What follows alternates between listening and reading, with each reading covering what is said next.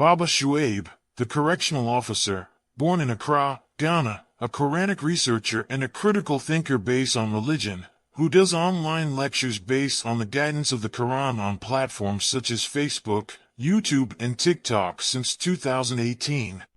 In Finland, and 13 years, QBE, in Classical Arabic and MSA in Quranic Arabic. The author of the Refer to the Quran, which helps every novice to understand the steps towards understanding the Great Quran and the guidance of God in it. Time to rise and meet the challenge. Baba Shuaib is calling you out. Meet Baba Shuaib, a correctional officer with a mission. Today he's throwing down the gauntlet to the mushriks, no more holding back. With his logo shirt and cap, Baba Shuaib sits tall and confident. He says, the time for action is now. It's time to rise, to push past limits, and to become the best versions of ourselves. People can join. I appreciate your presence. I appreciate the support. Thank you all, ladies and gentlemen. Let's move on straight to the topic of today. We are going to deal with the topic I chose. The topic is the servant over the slave. I think when I put the picture, you saw me and the old man there, the paps. You saw his picture. So I put the servant over the slave. Some people thought I was calling him a slave, and I'm calling no. It's just the title. Please don't judge a book by its cover. Please don't do that. And besides, I chose those words to use to just let the people who watch the thumbnail see how bad the word sounds. For a reason. I just want you to analyze the word and see the difference between the two words I put on the thumbnail and try to envision how bad, especially for those based in the United States. Just see how bad the word slave sounds on the screen. But it's just a title. Please don't judge a book by its cover. Don't see the title and start judging and say, Baba is calling this guy. No, I don't do that. So please, you'll be a fool to judge by the cover. A title can be whatever you decide a title to be. If you are the kind of people who just read a title and draw conclusions, please, then you have a problem. Yes. If you just read the title of something and judge by the title, then you do have a problem. So please don't be that kind of people, right? Wait till you see the end of the tunnel before you know what is there. Don't just draw conclusions before you, when you see a title or a thumbnail. So now the title, the servant over the slave, in that picture doesn't mean I'm calling somebody a slave. Neither did I say I'm the servant or I'm the slave or he is the servant and or I'm the slave. No, it's just a title. Get it right. Okay. Now, the intensity of the program I'm going to do today is just to show the old man. Of course, I've given him some respect, but I can see now he's getting off the hook, right? He's getting off the hook. And I'm going to use this truth to send him to retirement, because remember, retirement age is like 65 years, right? 60 years, 65 years. So I'm going to send him back to retirement age because he's about over 80 years old. Brother Hamza Malik, you know, is good. God has kept him well. But sometimes he has to leave this for the young guys, you know, people like us, and leave it for us. Don't come threatening a young guy like especially Baba Shuaib. You just look at me, take a good look at me very well. Just look at me very, very well. And you have an 80 years old man threatening me. He says he's going to skin me alive. Now, can you imagine this? Oh, ladies and gentlemen. It's all love. It's all love. So let's prove to the man that he's just playing the game of hibijibis and hula balloos. He's not making any sense. Actually, when he started all this, I didn't take him seriously. You know, I was just looking at him as an old man getting over, you know, pulling off his. But some of the jabs I threw actually offended him. And I'm going to play the videos. You are going to see, and I'm going to give a rebuttal. And then the reason why I will not waste my time to watch 5 hours or 4 hours of his videos is just, I'm sorry to say, the guy is damn slow. He's too slow. Even to find a verse is taking him, years. You should have gotten some student you have taught very well to face babashuaib. Please. You are too old for this game. You understand? So leave it for, if you have some best students, hand it over to the student. Let the student come and face babashuaib, because if I'm doing this, they will call it elder abuse. This is not child abuse. They will call it elder abuse, as if I'm abusing an old man. It's not fair. No, it's not fair. But no, he called for it. I didn't call for it. I did not start it, but I'm going to finish it. Anyways, so let's go.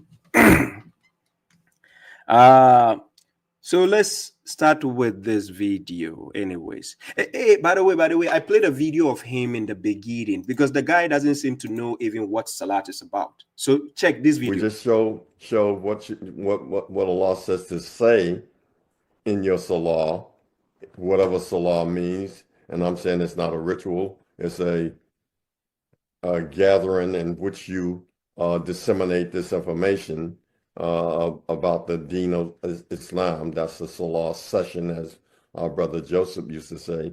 But I have a different little thing that I'm going to put down on it. So you see, he doesn't even know what Salat is. It is whatever Salat is. And is this Salat session, you have to just recite verses. No, I dare you. I dare you. I can see you daring me in your videos, right? I'm going to play all the videos here. And the day you step foot here, I'm going to show you that your time has passed. You passed the retirement age. You were supposed to leave this for the kids. I don't know why you're trying to go loggerheads with a young man. Oh my God. Anyways, let's do this. This is going to be interesting. I'm going to play his first video.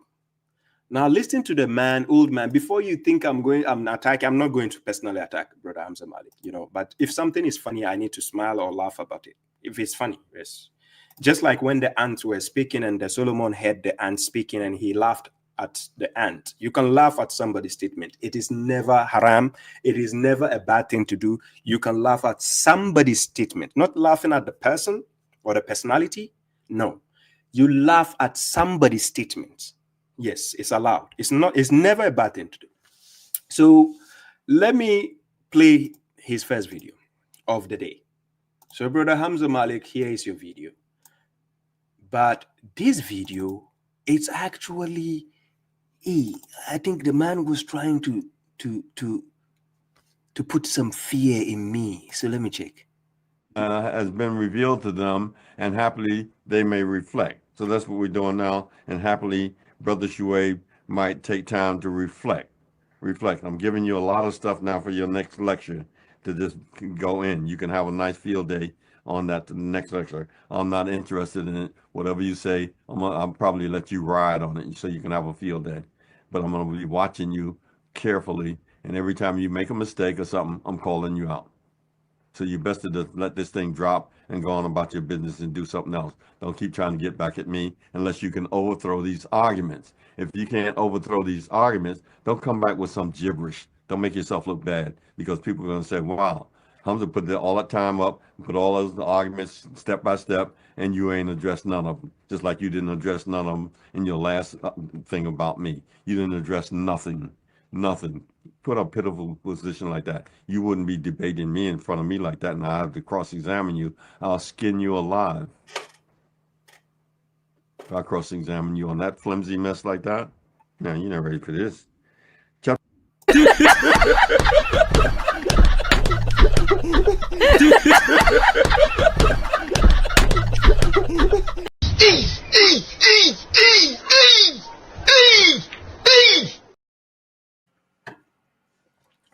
Guys, you heard it from the 80, the paps, our paps. He said he's going to skin me. Oh my God. Guys, did I offend this man? I don't know what I did. Oh. Hey, my God. Please, guys, help me beg him. Oh. I didn't do. What did I say to him? He's going to skin me. Hey, Brother Hamza Malik. Hey, please, Biko. Don't keep me alive. Oh. People need me. Hey. So that is the first threatening the guy just used against me. He said he's going to skin me alive. You made videos against me and you said I shouldn't respond. He said it's better don't respond. Just move on to do something else. Don't respond. Oh my God. You don't want me to respond? Let me respond. But where is the skinning alive coming from? Hey, the man is very emotional. He's very emotional. Anyways, so that was his threatening video. And then let me see it. There's another video. He used the threatening. Where is the other video? Let me see. Was it this one? Back to below. It means you're not solid. You're not sure about what you're talking about. This one. Now I'm going to bring you on. Before you make that challenge, I'm going to show you some more stuff. And before you accept that challenge, and if you don't accept that challenge, that means you're running away like I won't say it. I won't say it. I'm not going to call you that name. Names. I'm not going to call you a name. You'll be running away. That means you're not solid. You're not sure about what you're talking about. Because I am, and I'm ready to take the challenge. The Lord curse me. Curse me. Don't show me mercy on the day of judgment, and I'll end up in hell because I'm teaching something very wrong against something that if he did that, and I'm disagreeing with it so vehemently, and then back with all this information here, and I'm saying, well, he said, take the curse, who's right and wrong. So I'm ready to take it because I'm thinking I'm right. Am I right? I'm thinking I'm right. So if you think you're right, then you take it also. If not, then fall back. Don't get into this. Don't get into this because now you'll lose. God have mercy upon us.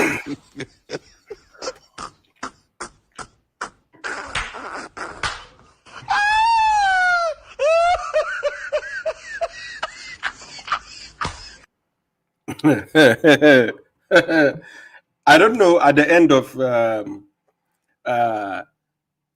the video, I don't know if he was he was rapping or what was he trying. He says, "I'm right." You know, he's using I don't know. Was it a slang? Check what he said. And back with all this information here, and I'm saying, well, he said, take the curse, who's right and wrong. So I'm ready to take it because I'm thinking I'm right. Am I right? I'm thinking I'm right. So if you think you're right, then you take it also. If not, then fall back. Don't get into this. Don't get into this because now you'll lose.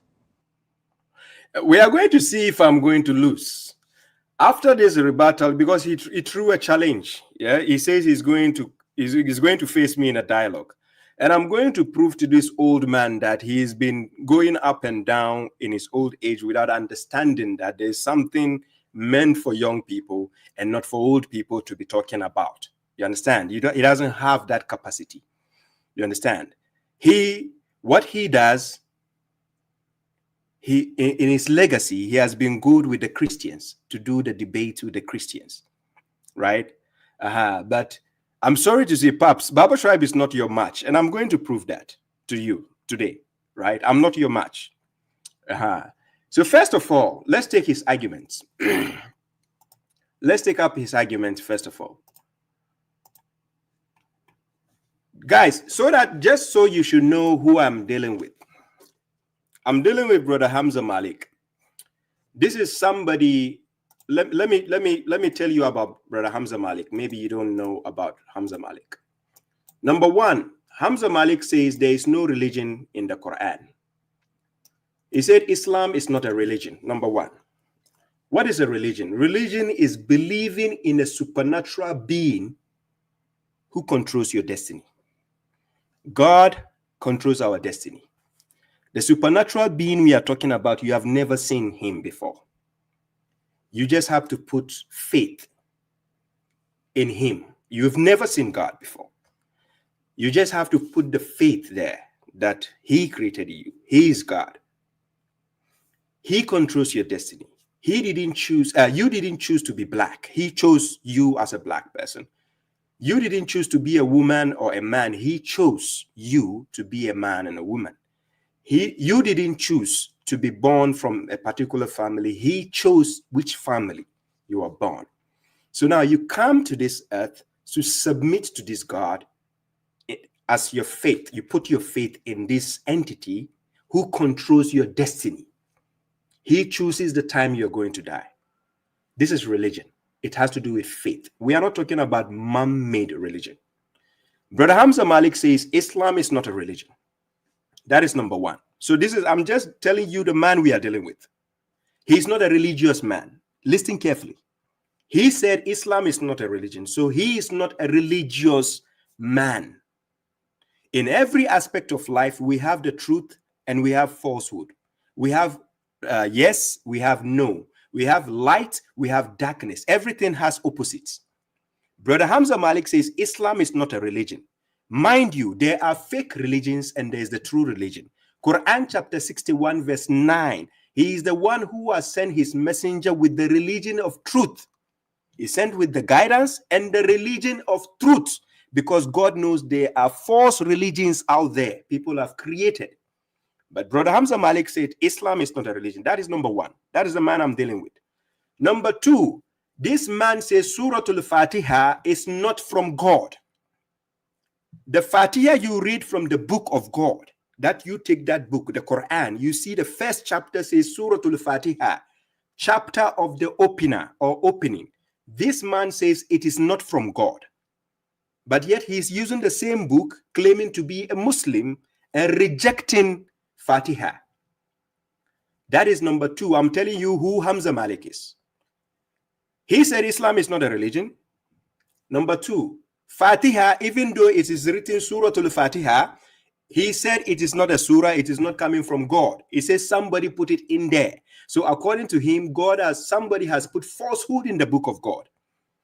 Quran chapter 41 verse 42, God says, La ya'tihil batil min bayni yadayhi wala min khalfi. God says falsehood who can never enter in from the front and from the back. We have a man like this telling you that Fatiha is not from God. Somebody put it there. Just as the submitters 19, the 19 submitters, the code 19 submitters also tell you two verses have been inserted in chapter 9, verse 128 to 129. Hamza Malik is also telling Fatiha is not part of the Quran. Number three, he says Jesus has a father, even though God said Jesus doesn't have a father in the Quran. That is why he says the son of Maryam. If you have a father, you have to be called by the name of your father. This is what God says even in Surah Al-Ahzab, chapter 33. Call them by their fathers. But in the Quran, he calls Isa bin Maryam, because Isa doesn't have a father. Brother Hamza Malik says Isa has a father. I'm just telling you who Hamza Malik is before I start to do the rebuttals, because this man is not my match, and I'm going to prove to you he's ignorant. I didn't want to go in this direction, but now he's pushing me. He has pushed the lion out of me. Remember, I'm a young man. I have the capacity. He is 80. He has already used his strength against the Christians. Babashuaib is standing grounds against you, the hypocrites, against the mushriks, against the Christians, against whoever. Bring me anybody on board. And we are going to mark it on the wall. I'm going to set you up as a scapegoat on live here. I'll bring you at the right time. Don't worry, Hamza Malik. I'll bring you. This guy says Jesus has a father. The day I get you, you prove to me, Babashuaib, where God says Jesus has a father in the Quran. Number four, he says Quran is not an inspiration. Listen carefully. He doesn't know the difference between tanzil and wahi, inspiration. He says Quran is not an inspiration. Wallahi. Hamza Malik says Quran is not an inspiration. I'm just telling you who Hamza Malik is. So if you don't know Hamza Malik, today I'm revealing his identity to you. Number five, he says no need to recite Fatiha to God frequently.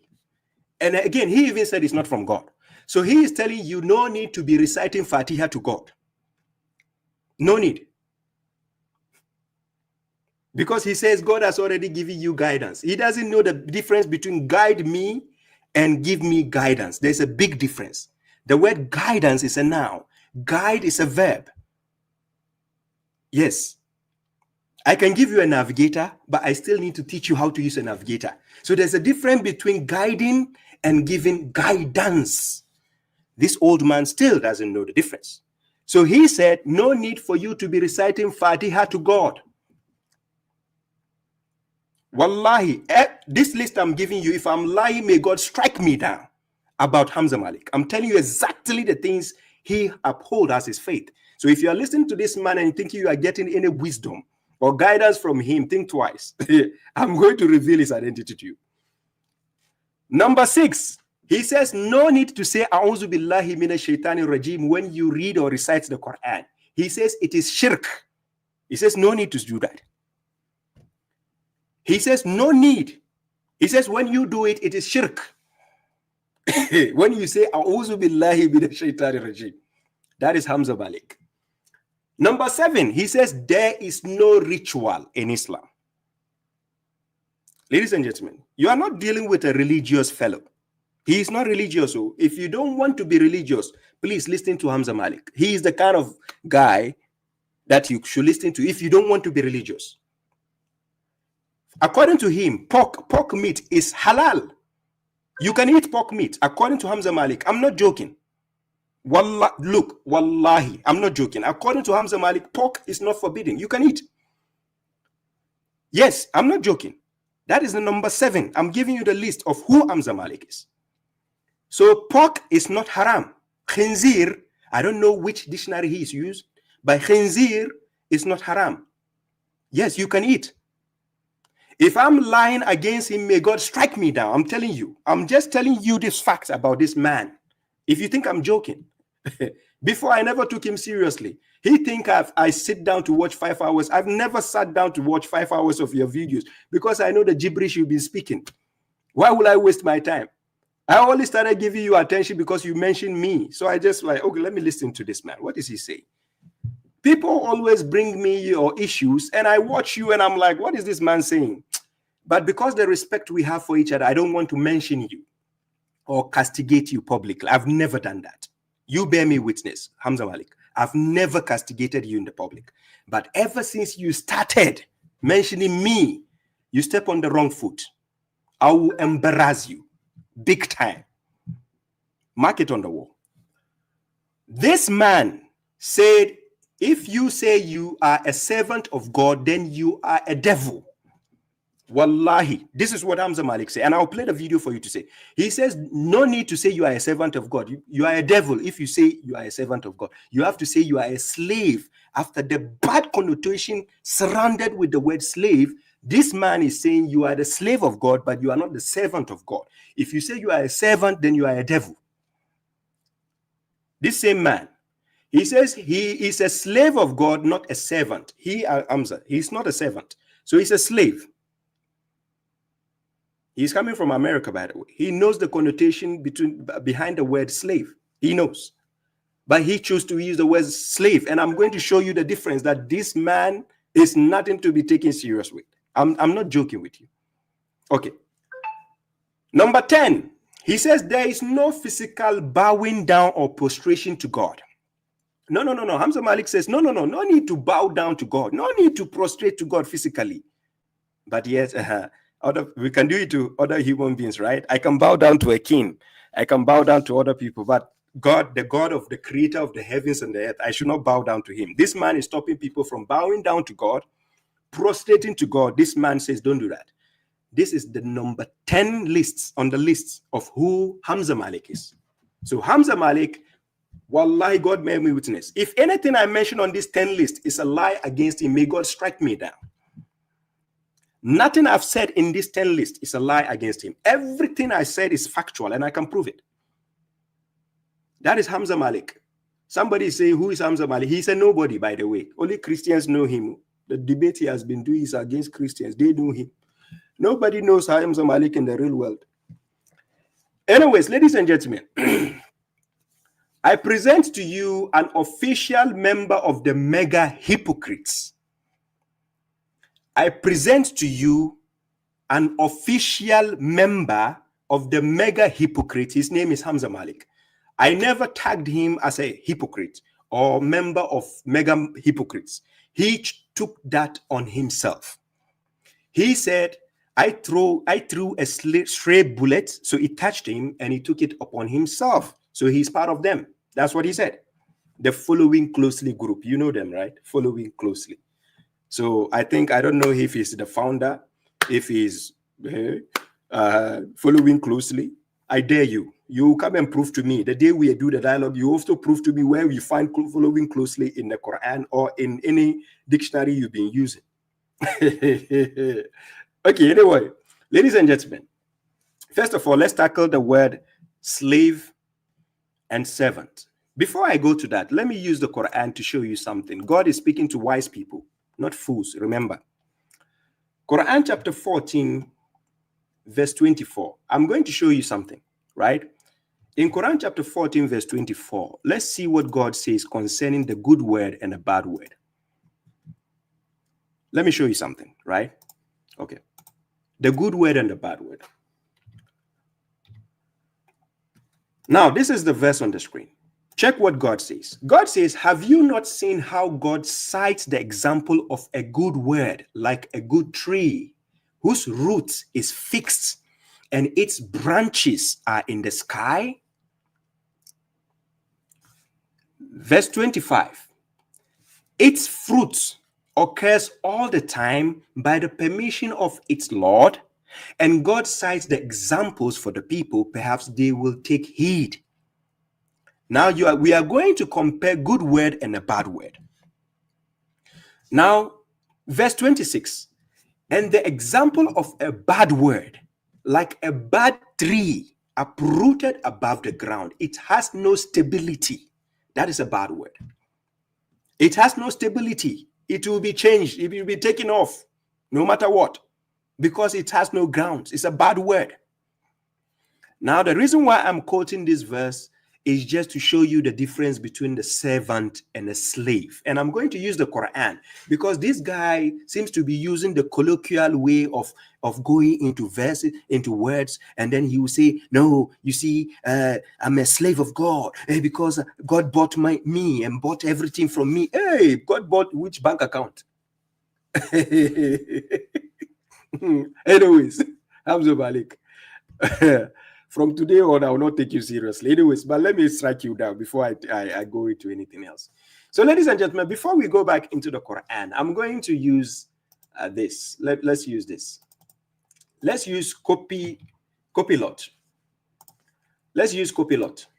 I want to show you something, right? I put it on the screen. This is copilot. Ladies and gentlemen, the word slave and servant in Arabic, they come from the same root word. That is abada. That is abdi. Now, there is one of the words. Some words are synonymous, but they are not the same. They can be similar, but they are not the same, even though they come from the same root word. There's a choice of word when you use, it has a bad connotation. And there's a choice of word when you use, it has a good connotation. And after I use this copilot to show you the difference, I'm going to go into the Quran to let you understand what it stands for. Hamza Malik says, if you call yourself a servant of God, you are a devil. Listen carefully. He said you are a devil. And I'm going to tell you, if you call yourself a slave of God, you are a fool. Yes. If you call yourself slave of God, you are a fool. And I'm going to use the Quran to prove to you. Yes. And this old man just came out. He says, hey, I'm going to correct the correctional officer. You are not my match for you to correct me. I'm serious. You, Hamza Malik. No, not you. You who is not religious, who doesn't bow down to God, who doesn't prostrate to God, who doesn't even follow the doctrine, what Quran tells you to do. How can you correct me? We are not in the same line. You might be advocating that you are preaching the Quran. I don't even know the translation you are using, Hamza Malik. You just put any gibberish translation on your page and you are using. Which translation do you actually use? Please, ladies and gentlemen, anybody listening to Hamza Malik, ask him which translation has he been using. You just ask him. Just one translation he has been using. Ask him to tell you so that you can also go for that translation and see if he knows what he's doing. The guy who said tilawa doesn't mean recite. Okay, anyways, that's not the issue now. So let me prove to him, even the AI does not agree with him. So I'm going to ask the AI a question. AI, this is what I want to ask the AI. Are the words slave and servant the same?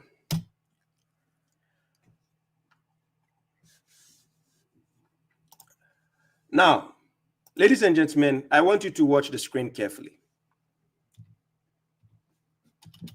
This is the word on the screen. I asked the AI,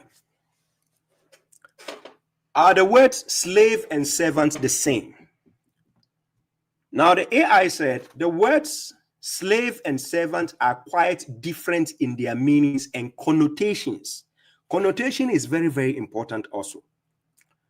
Now, a slave, a person who is the legal property of another and is forced to obey.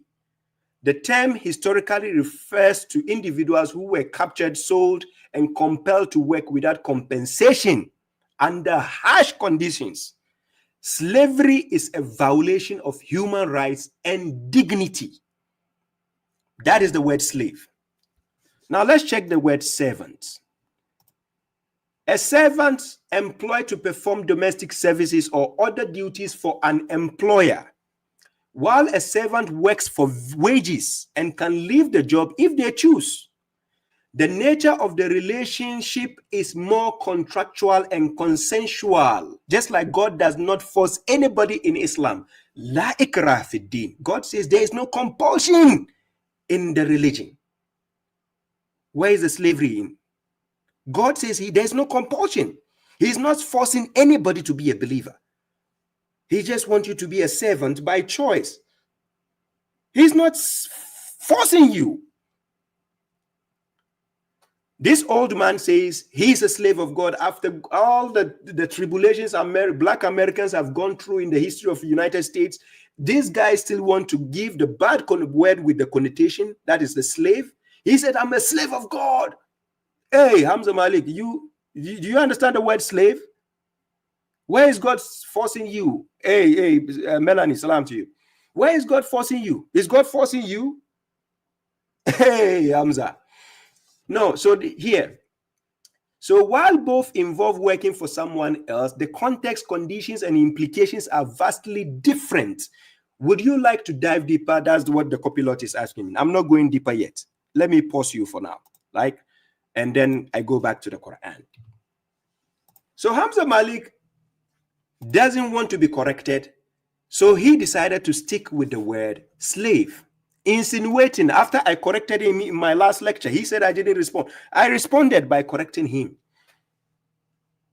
I'm saying Hamza Malik, this is what he said. Let me play the video so that you don't think I'm insulting him. This is what Hamza Malik said concerning the word slave. Listen to what he said. Messiah is a slave. The Messiah is an Abdan. You see the first two? I got them color coded so you can see the first two. Abdan for slave, or slave in the real sense, and Abdan for the Messiah. It's the same word. Now, you think Allah got time to play games with words? He doesn't know the words. He's playing games with words. It's the same word. Same mocking, same everything. Same everything. And we went over there, and it said slave. If you go, everyone I give you right here, when you go check in the corpus or check with the lexicons, it's going to say slave. It's going to say servant as well, but it's going to say slave. But I'm going to. You see the hypocrisy. He says when you check in the corpus, you check in the lexicons, it's going to say slave, but it's going to say servant as well. Look, common sense tells you have to use the better preference. And I'm going to go into the Quran to show you the foolishness of going to choose a slave for yourself. God never forces anybody to become a servant. God never forces anybody to become a servant. If you call yourself a slave, you are a fool. I'm not joking. God never said, I did not create the humans and the genes to be enslaved. He never said that. But he says, in order to serve. So whoever serves becomes a servant. English. I'm from West Africa. I'm teaching you an American English. God says, وَمَا خَلَقْتُ الْجِنَّ وَالْإِنسَ إِلَّا لِيَعْبُدُونَ, except to serve me at the end. So serve me. He didn't say I created the human and the jinn in order to enslave them. Hey, Hamza Malik, what is wrong with you? So now listen to his gibberish. I'll show you the difference between servant and slave. It's gonna blow you away when I get down to the end. It's gonna blow you away. It's gonna be very bad. It's gonna be a nice thing. It's gonna be bad. That's what you get for starting trouble. When you start trouble, you better make sure that you got your act together, especially when it comes to me, because I stand behind the Quran. If the Quran doesn't say it, I don't do it. I'm not doing nothing. The law gave me a get out of hell, a free pass.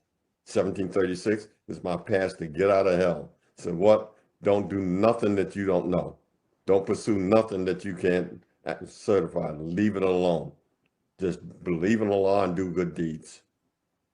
Believe in Allah alone and do good deeds. You got your ticket in. But when you start dibbling and dabbling and stuff and getting confused and use second sources and all that, that's your ticket to hell. God have mercy upon us.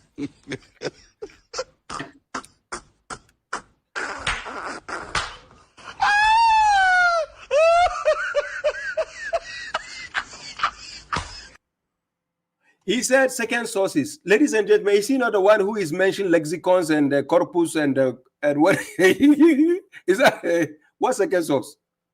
Ladies and gentlemen, you all watch me here. Where does Baba Shu use second source? This guy is a second sources. Is he not the one who is talking about corpus and then lexicons and then whatever? So which second source are you talking about? Hamza Malik. Okay, anyways, just so you know that I'm not saying the guy said he is a slave of God. I didn't say he's a slave. He is the one claiming to be a slave. So if you see the title, the servant and the slave, I said I'm a servant of God. He said he's a slave, and I'm going to use the Quran to prove to you. But this is another video of him claiming that if you call yourself a servant of God, you are a devil. Just see the evidence for yourself. That he says Iblis is the one who doesn't want to have be known as a slave. So anybody who doesn't want. Listen to Hamza Malik carefully. Listen carefully.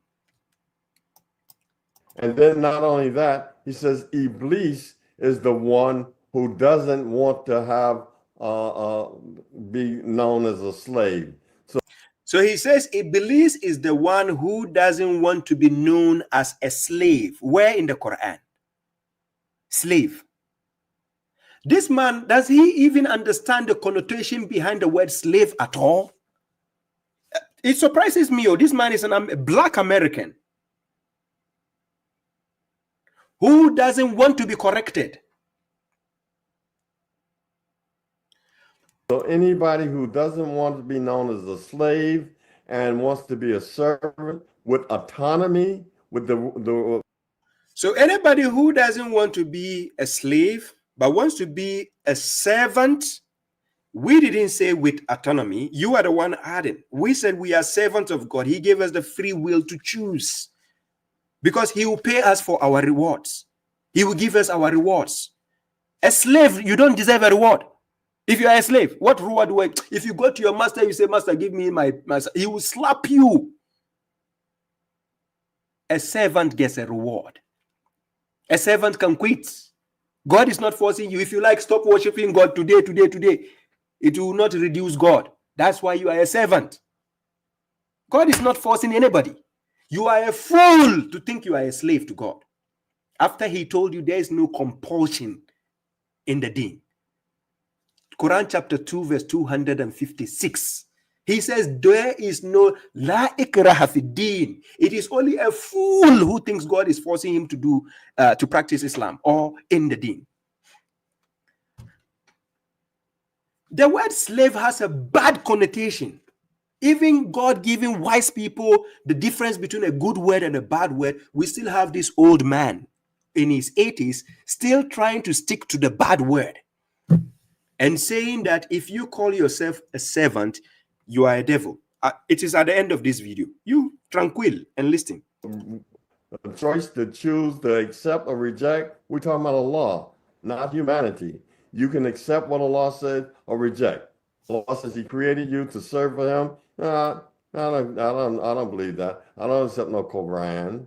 I don't believe it. I'm a Christian. I'm a this. I'm a that. I'm an atheist. I don't believe that. I do what I please. Nobody tell me what to do with my life. This ran a campaign just recently. God don't come in my bedroom. He don't tell me what to do. He don't tell me what gender I can be. I can be whatever I want. You see, I have free choice. But the slave has no choice. He has to do what Allah says. Shaitan is the Iblis with the choice. And so therefore, if you're taking that servant stand, you're taking a stand along with Shaitan. I'll leave that at that for right now. Did you hear what he said? If you're taking the stance of a servant, it means you are taking the stance along with the devil. So it means you are a devil also.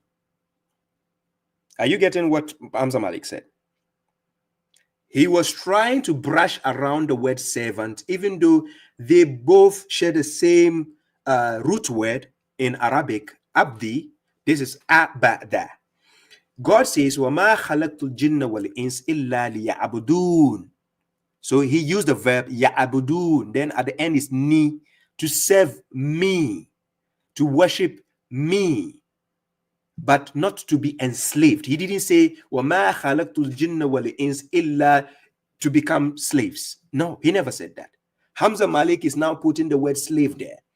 Hamza Malik, has always been using the word to serve, to serve, to serve. Now when he comes to babashuaib, and I'm correcting you, because you don't like the correctional officer, God is bringing out your hatred to the world, for the world to see. You are now saying slave. So God created the human beings and the jinn in order to be enslaved.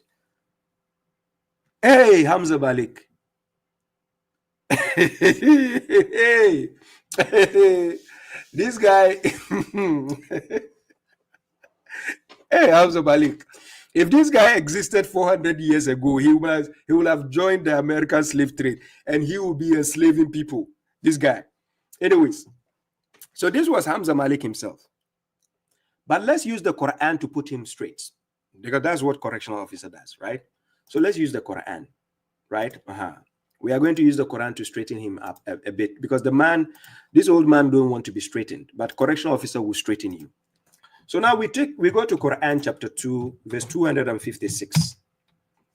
In Quran chapter 2, verse 256, and I put the verse on the screen, right? Let me put the verse on the screen. Here, this is the verse. God says there is no compulsion in the religion. Then he says the right guidance. Yes, bye. Good night, Melanie. The right guidance has become clear from the error. So whoever disbelieves in idols and believes in God, then he has held on to a certified bond, which will not break. You see the choice here. God has already distinguished right guidance from error. So now it's your choice to make. There's no compulsion in the deen. God doesn't compel people in Islam. As a matter of fact, this is what he asked the prophet. Quran chapter 10, verse 99. See what he asked Prophet Muhammad. He said, if your Lord had willed, whoever is on earth will have believed all of them entirely, if he had willed to do that. This brother said, send me a gift. Brother Abu Suleiman, thank you. I appreciate that. Much love to you too. Abu Suleiman, I appreciate that. God bless you. So God says, and if your Lord had willed, whoever is on earth will have believed all of them entirely. That is, if he wanted to enslave us, he will force you to believe. He will force you to do things. That is what the word slave has the connotation behind the word slave. So now God is asking the prophet, so will you compel the people until they become believers? Are you going to compel the people? After God says, La ikraha fi din, there is no compulsion in the deen. So are you now going to force people to become slaves, Hamza Malik? You want to force people to become slaves? Anyways, let me use the Quran to correct you. A slave doesn't get a salary, by the way. A slave does not get a salary.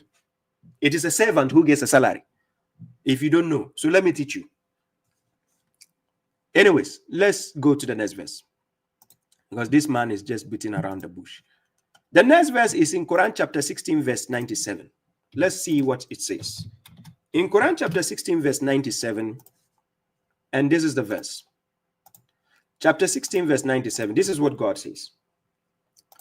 God says, whoever acts righteous, listen carefully, whoever acts righteous, a male or a female, while being a believer, then we will cause such to live a good life, and we will repay them their reward by the best of what they used to do. This is a servant. This is not a slave. You are not a slave of God. You are a servant. Yes. You see the difference there? A servant will get the reward because as a believer, he knows why he's doing it, because God will reward him. Are you getting the point? And as a matter of fact, even the reward has already been negotiated. God has told you how much he's going to pay you. So let's check the rewards. Let's check the scale. We go to Quran chapter 6, verse 160. Check this verse. Chapter 6, verse 160. This is how much God is going to pay. Look, whoever comes with a good deed, then he will have 10 times the likes of it. And whoever comes with a bad deed, then he will not be requited except the like of it, and they will not be wronged. But if you have a slave, you can wrong them. A slave can be wronged. Yes, a slave can be wronged. If a servant serves you, you pay him exactly what he asked for. You don't go and it is only a slave, you give him something, he has no choice. Yes, it is only a slave. He has no choice. A servant has a choice. Salam, Sister Zuleika, I see you. A servant has a choice. You'll be fooling yourself if you're calling yourself slave. That word has a bad connotation. You're calling yourself a slave of God, trying to justify this foolishness. Now, let's go again. If you go to Quran chapter 18, verse 29. Chapter 18, verse 29, this is what God says. He said what? Say, the truth is from your Lord. So whoever wills, let him believe. And whoever wills, let him disbelieve. Do you see the free will there? It's a will, right? Free will. Whoever wills, let him believe. Whoever wills, let him disbelieve. Do you see the free will? Does a slave have that choice? A slave of God? God is giving you choice here. Who gives a slave a choice? Who? Tell me. God is giving you a good word. Choose the good word. You say, no, I want to stick with the bad word. The bad one. Of all the whatever tribulations black people have been through in the United States of America for this slavery issue, and the word slave is there because words are for we people. We people use words, so we know the bad connotation with a word.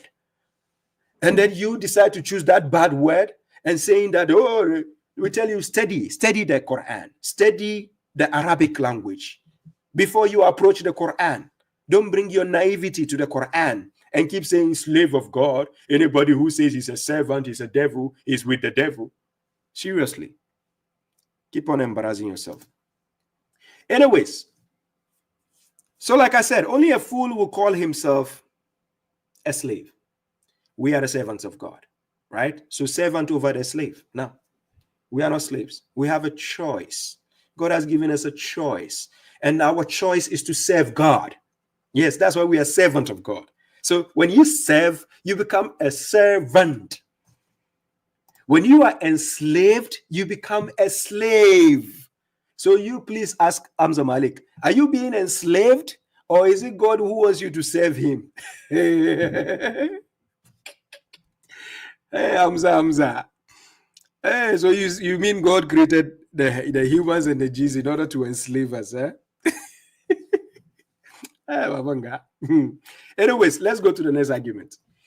The next argument is about seeking refuge. I don't know why this man is very stubborn.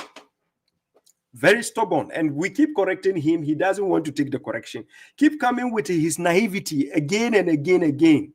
So let me correct you once again, because you are just acting naive here. Seriously, Hamza Malik. Just acting naive. So let me play the video so that people can see your naivety concerning seeking refuge again. Now, look, this is the seeking refuge. Listen to what he said here. Karata, in chapter 16, verse 98, he made a big issue because I said 1968 and all that, so he made a big issue like that, like I'm slipping, which, you know, you're getting old and you're slipping, that kind of insinuation. But that's no problem. I'm not immune for misquoting things, but as long as my concept is there and it's backed up with what I'm talking about, there's no problem there. So now the man got emotional when I said he made a slip up and mentioned chapter 19 verse 68 instead of 16 verse 98, and then he got emotional. Look what he's saying.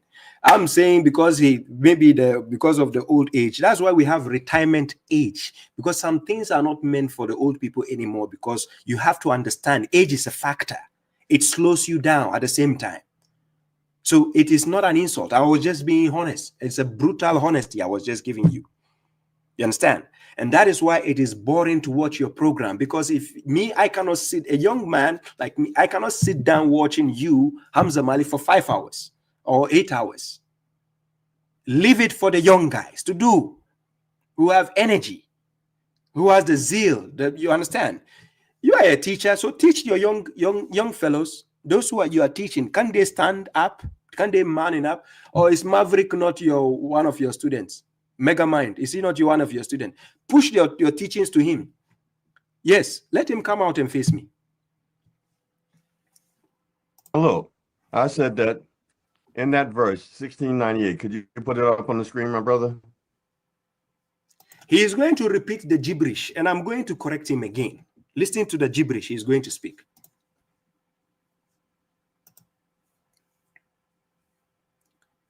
Yeah, thank you, Omar Jaban. Now, do you see the reason why I will not waste time sitting down watching Hamza Malik for the whole session? This is one of the reasons. 1698.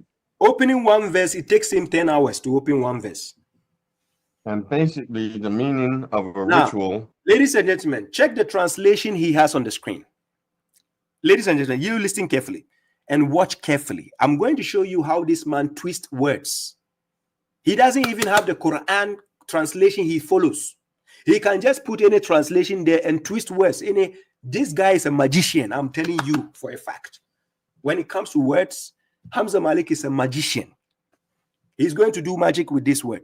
You see, chapter 16, verse 98, I don't know which Quran he's using, but you check. He's not even going to read exactly what is written, but check.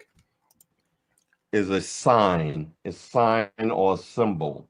A sign or a symbol. If you go to Lisan al-Arab or Lane's lexicon, he said William Edward Lane uses the Greek Arabic or whatever, and so he thought that was something to make light of. So I'm quoting also from Lisan al-Arab, and I have now. Guys, can you hear him using second sources and whatever third sources? Did you hear him? He's using second sources, third sources, and he is accusing somebody of using sources. Look. This definition, I believe, of ritual here. Yeah. So anyway, you got it on the screen. So when, no, it says, so when you, the word there is when you is a recite, koratna.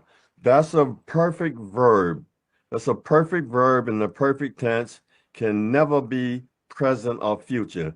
Ever in anybody's grammar, in anybody's language that I know of, a perfect verb means the action has already been done.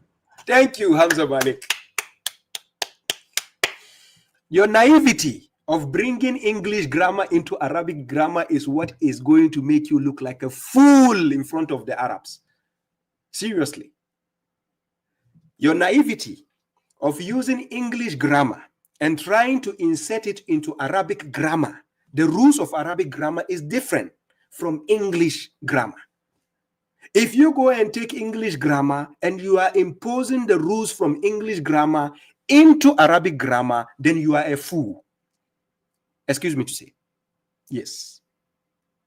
So no wonder you, the Arab world, nobody will take you seriously, Hamza Malik. With this, and I'm going to show you your naivety. I'm going to prove to you from the Quran, your naivety. But you keep going on with the gibberish. Watch. You're not about to do the action. The action is done. That's what a perfect verb is. Now, if it changes like that, the whole Quran is just going to be unrecognizable. Unrecognizable by you, the ignorant old man, not by intelligent and knowledgeable people. Absolutely, what is wrong with you? We tell you go and learn the syntax of the Arabic language first before you approach the Quran. That is why you are stuck with lexicons and dictionaries and you are confused. Look, I'm based in Finland. If you don't go to the classroom to study Finnish language, you can never be able to use lexicons and dictionaries. I dare anybody watching me. I'm based in Finland. I think it's the second most difficult language in the world. You can Google it. I think after Chinese language. Just Google it for yourself. If you don't go to the classroom to study basics of Finnish language and you are given the dictionary, you can never be able, you can never, ever be able to translate or break down the Finnish grammar or sentence. You look like the biggest fool trying your best. I'm not joking with you.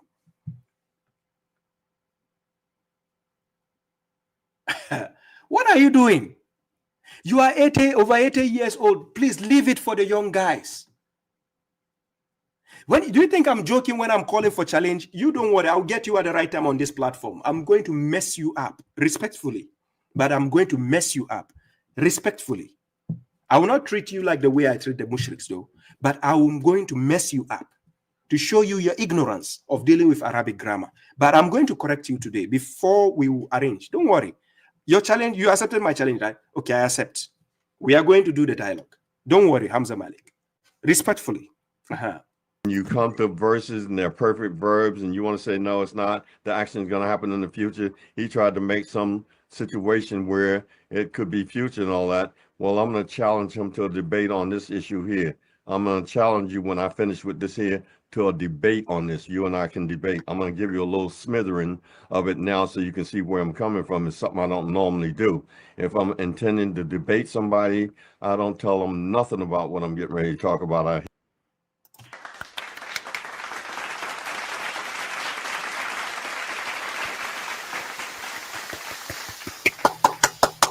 The old man is ready to debate a young man. Let's go. Hit them I hit them with it right on the spot so they can quiver and shake in their pants right there on the spot. I don't give them a chance to look at nothing and find out something and be ready for me. I hit them right on the spot. But I'm going to be kind to you since you call yourself being kind to me.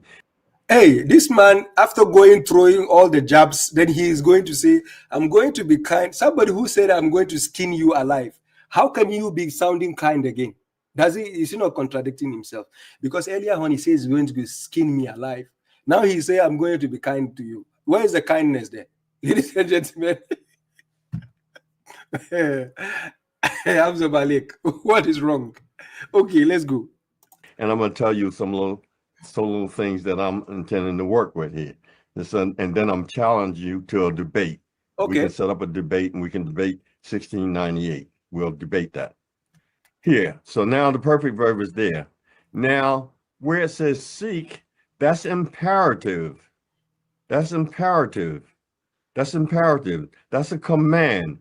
After you have did something, now the command comes. Ladies and gentlemen, check the screen.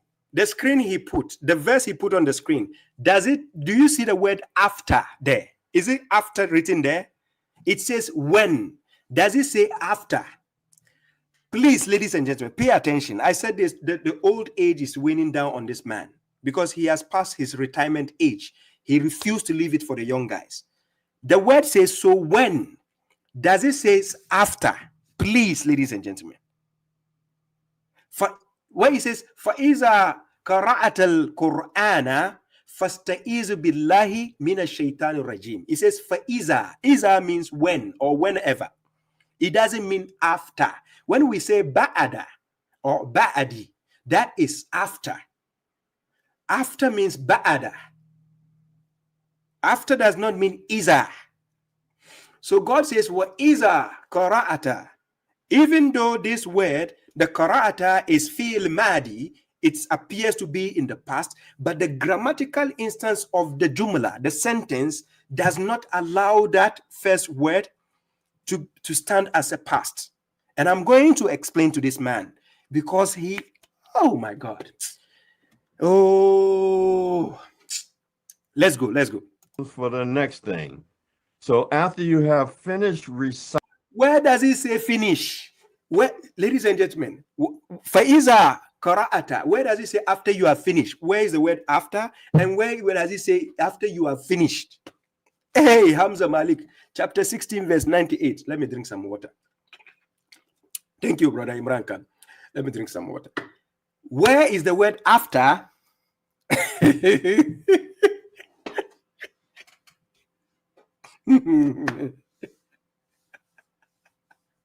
Hey, where is the word after? Look at somebody's foolishness. He says Isa means if. So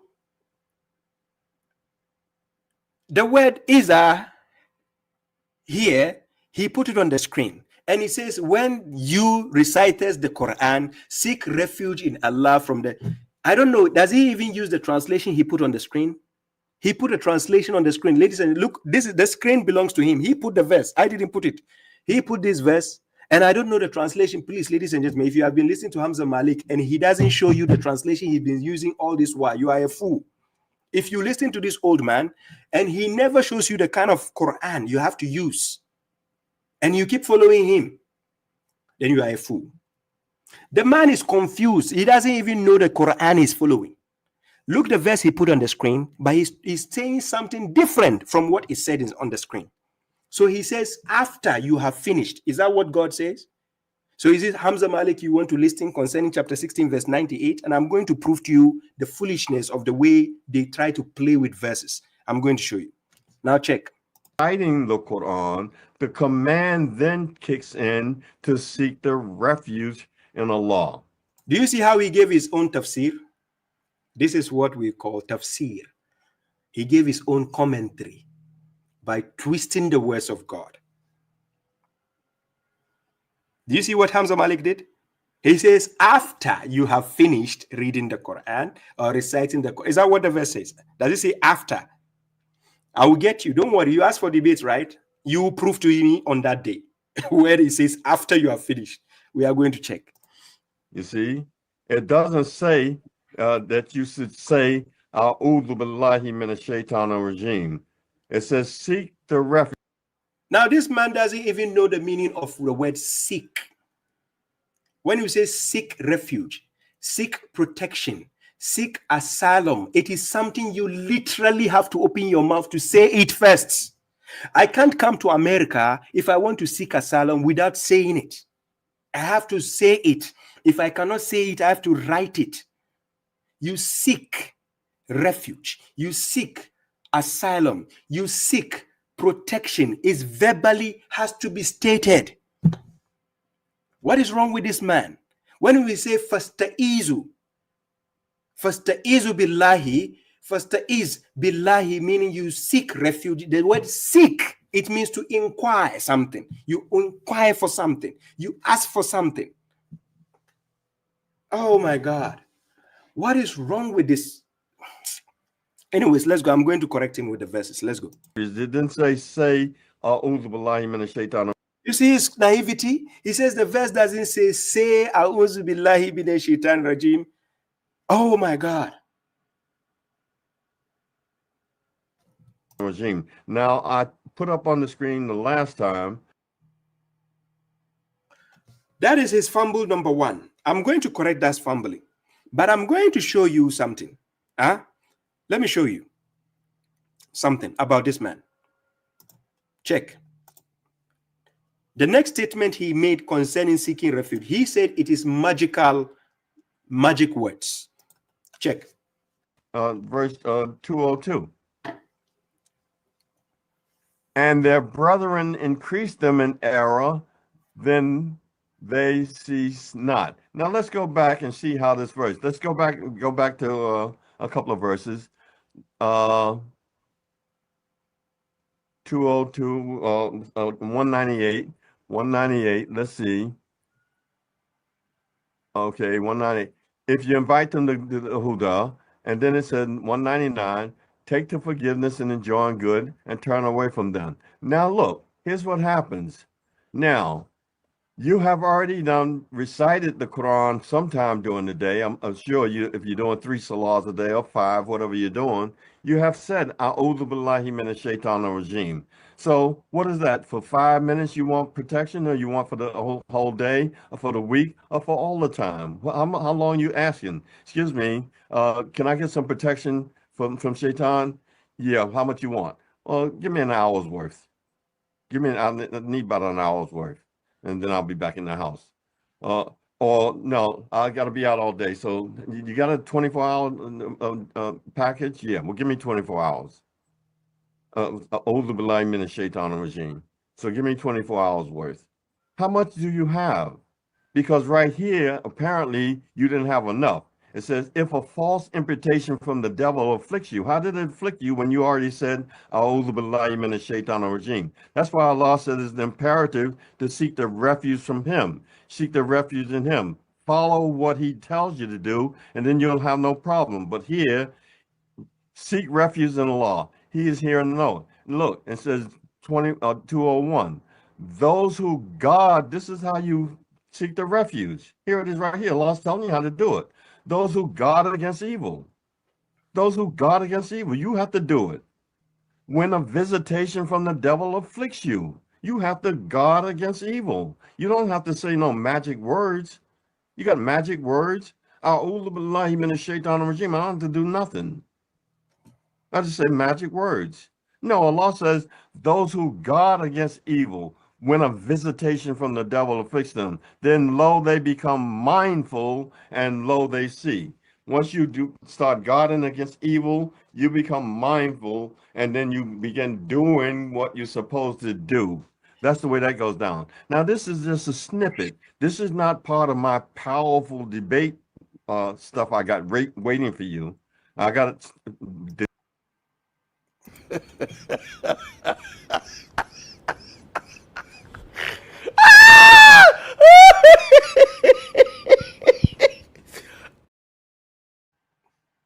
debate material on this subject waiting for you to grind you out. I'm just giving you a little hint of what you're going to be up against when you take up this challenge that I'm asking you to debate this issue live in front of everybody else, because no dialogue. I'm not interested in dialogue. Okay, so that's that on that point. So now anybody who's looking can say, wow, that seems to make sense, or it doesn't. Whatever one you choose, it seems to make sense or it doesn't.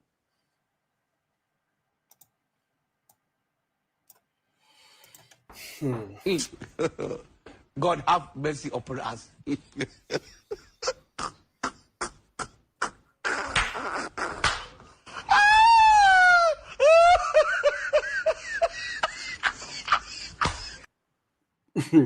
Hamza Malik. No problem. Anyways, so you guys, you had all the gibberish he spoke about. He says no magic words, right? This guy forgot to read Quran chapter 23, verse 97 to 98. Hamza Malik says no magic words, right? So to them, the no ritual group, they don't believe in all these things God asks us to say in the Quran. I tell you, they are a different group. I don't know. They are not following the Quran. They are following something else. Ladies and gentlemen, check this verse. I'm going to put a verse on the screen. Look at the verse. Salam, Sharif Karim. Quran chapter 23, verse 97. He said magic words, right? If you say A'udhu billahi minash shaitan rajim, it's magic words. That's what he's saying. Quran chapter 23, verse 97. This is what God told the messenger. Say, Lord, I seek protection with you. Is this one by action or is it by saying it? This verse, look at the verse. Lord, I seek protection with you against the temptation of the devils. And I seek protection with you, Lord, lest they attend to me. God is talking to wise people, not fools. Not foolish people who will tell you magic words. You don't need to say magic words to God. This is a magic word, by the way. Magic words. You tell God, Lord, I seek protection. Even Maryam. You remember Maryam? Chapter 19, verse 16. Do you remember? When the spirits came to her in the human form, what did she say? She said it, right? She said she seek refuge from the Rahman, right? Against that person, right? This man says his magic word is about following guidance. Then you can seek refuge with God by following the guidance. So when the spirits came to Maryam in the human form, Maryam wanted to follow the guidance by saying, I seek refuge.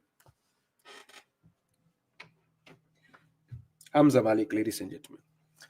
Quran chapter 23, verse 97, God says to the messenger, say, Lord, I seek protection with you. You can see God gave the verse. And he has the messenger to say. And he is giving the messenger what to say to him. Foolish people don't understand this logic. That is why foolish people will tell you Fatiha is not from God. That is from somebody concocted it and put it in the book of God. It's only foolish people who will tell you Fatiha is not from God.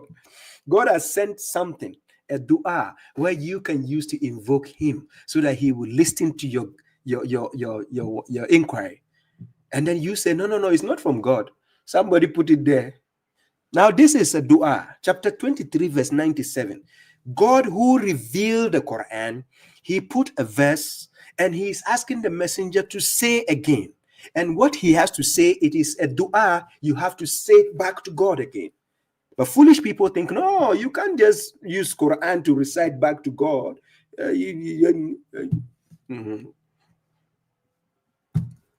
Lord, I seek protection with you against the temptations of the devils. According to Hamza Malik, these are magic words. I seek protection with you, Lord, lest they attend to me. So here is not even seeking refuge against one devil, all the devils. According to Hamza Malik, they are magic words. Anyways, let's go and correct him on what his heebie-jeebies, the gibberish he keeps saying. So he quoted Quran chapter 16, verse 98. Let me correct him again. This guy is just something else. Let's correct him. Quran chapter 16 verse 98. God says, فَإِذَا قَرَأْتَ الْقُرْآنَ فَاسْتَعِذْ بِاللَّهِ مِنَ الشَّيْطَانِ الرَّجِيمِ. So just because of the word qara'ata being in a past, as a past verb, this guy is saying that, this, since it's in the past tense, it cannot stand. That means everything has to be in the past. You have to finish. So he says, after you read, the word after is not found in this verse. The word iza does not mean after.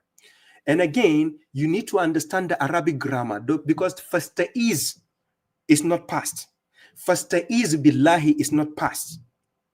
So I'm going to show you how the grammatical instance of the Quran work. But this guy is just shallow-minded, even though he's old enough. But let's check. Quran chapter 7, verse 204. Check this example. Quran chapter 7, verse 204. Please, ladies and gentlemen, this is very, very important. So watch the screen.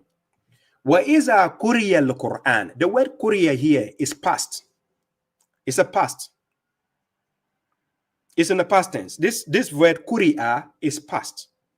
It's a passive past. Wa iza kuriya al-Qur'anu, then God says fastami'u. This fastami'u is a present action you are doing. It's not past. Then he says lahu, fastami'u lahu, meaning listen to the Quran, hearken to the Quran. Then he says wa ansitu, and pay attention, meaning to listen and pay attention. Wa ansitu la'allakum turhamun. Now, the word kuriya is in the past, and I'm going to show you how it is in the past. So let me help you out. So let's go to, let's say, I take you to Reveso. The last time I did this, I was telling people how to use this website. It's called reveso.com. Ladies and gentlemen, you can see it on the screen. Reveso.net. Now check, I put the word kuri'a, right? You see, kuri'a. Now this kuri'a, let's go down. You see, kara'a is active, active past. Then we have active present, yakra'a. Then we have imperative, ikra. Yes, salam to you, my elder Faisal Rabi, salam to you, greetings to you. You see here, imperative, ikra. Now, I take you down. Now, you see the active ones here. I'm going to take you to passive. Look at the passive here. Now, the passive starts with what? Ana. You see what? Ana, kuri'tu. Then it's called nahnu, kuri'ina. Then it goes, anta, kuri'ta. Then it says anti, kuri'ti. Then it goes antuma. Then it keeps going. Then he goes huwa. Huwa. You see the huwa? Huwa kuri'ah. Huwa kuri'ah. Now check out top of it. It is what? It is a passive past. Passive past. Now, this passive past, which is kuri'ah, this is the kuri'ah, the same kuri'ah you find in this verse. In this verse here, where it says, wa iza kuri al-Quran. So in English, you translate it as whenever the Quran is being read. Now, you don't say after the Quran is read. Now, I'm going to show you something that logic doesn't work when you bring it in English. So you have to translate it in accordance to the English language where it can make sense. But if you are dealing with somebody who never studied Arabic language, he will be confusing you, just like Hamza Malik. He is saying because the word qara'ata, for iza qara'ata al-Qur'ana fasta'izu billahi, he is saying the qara'ata because it's in the past. That because of that word, that means everything has to be finished before you. Hey, Hamza, please. So now let's put the same logic here. So the kuri'a is a past, passive past, but it's a verb. So God says, and whenever the Quran is being read, then hearken. You see, hearken is an action you have to do, imperative, which is present. Then to it and listen, so that you may attain mercy. So let's assume it is in the past now. We are going to use the past tense. Then, according to Hamza Malik's logic, when the Quran has been read, or after the Quran is read, listen carefully. We are going to use Hamza Malik's logic because the word Qur'an is in the past, right? His logic is because that is in the past, so everything that follows, you have to finish this one before anything follows. So now let's use that same logic. So if the Quran has already been read, God is now telling you in the present action, hearken to it and listen. When something has already been finished, it has already been read. They finish reading. What do I need to listen and what do I need to hearken? Hello? Can you see me well? Hello? According to Hamza Malik's logic, just because in the sentence, the jumla, because he doesn't understand Arabic, just because in the jumla, a word appears in the past, to be a past tense verb, just because of that one word. He thinks everything has to be done, finished doing, before the next ones take place. When we tell you go and study Arabic language before you come talking about the Quran, this is how you be fooling yourself. You look like a fool, especially to the mushriks. The word Quri'a is a passive past, but when it appears in this context, you can never say because it is standing on its own as a passive past, so that means it has to be translated as a past tense. So, okay, let's translate it as a past tense. Let's use Hamza Malik's logic. وَإِذَا قُرِئَ الْقُرْآنَ. And after, because he says the when is after. So after the Quran is read, okay, now it's finished, right? According to Hamza Malik, it has to be finished. So now it's finished. They finish reading it. But now God is saying, hearken to it and listen. Hey, hearken and listen to what? Because it has finished, they finished reading it. What do I need to hearken? And what do I need to listen? To attain mercy. So when it comes to English, when you're translating it, you say it and when, because of the word iza. So you say whenever and when. The iza here makes you understand that the jumla has to be translated in the present tense, so that the context will derived in English will make sense. This is how translation and interpretation works. But because you never studied that, you have no idea. You just use lexicons and you think you know. Old man. And whenever the Quran is being read, now this is how to translate it. But then when the word Quri'a on its own is standing, it's a passive past. You understand? But when you are putting it into a translation and you have to put it in another language, that is when you have to use the grammatical instance of the other language to join with the Arabic instance to make sense out of it. Shurulini says, have patience for the world. Don't worry, Shurulini, I'm just being patient. He is lucky he's not a mushrik. I will have patience for him, but he is lucky he's not a mushrik. I will have strike him. So now the point is, Hamza Malik, just because that word, that verb is in the past, does not make all the verse to be in the past. And you say after it has been read, then why is God saying hearken and listen? If something has already been finished, you said after it has been finished, right? Just because the word is in the past, right? This is where you need to humble and study Arabic. Study the basics, not with perfection. Just study the basics first. Then you start using your lexicons and everything. You understand? But stop fooling people. You are fooling yourself and fooling people who are watching you, and they think you are making sense just because Hamza Malik. Again, that is Hamza Malik for you. Saying that magic words doesn't need to be said to God. Now, when we say seek refuge, let me show you an example. I take you to Quran, chapter 72, verse 6.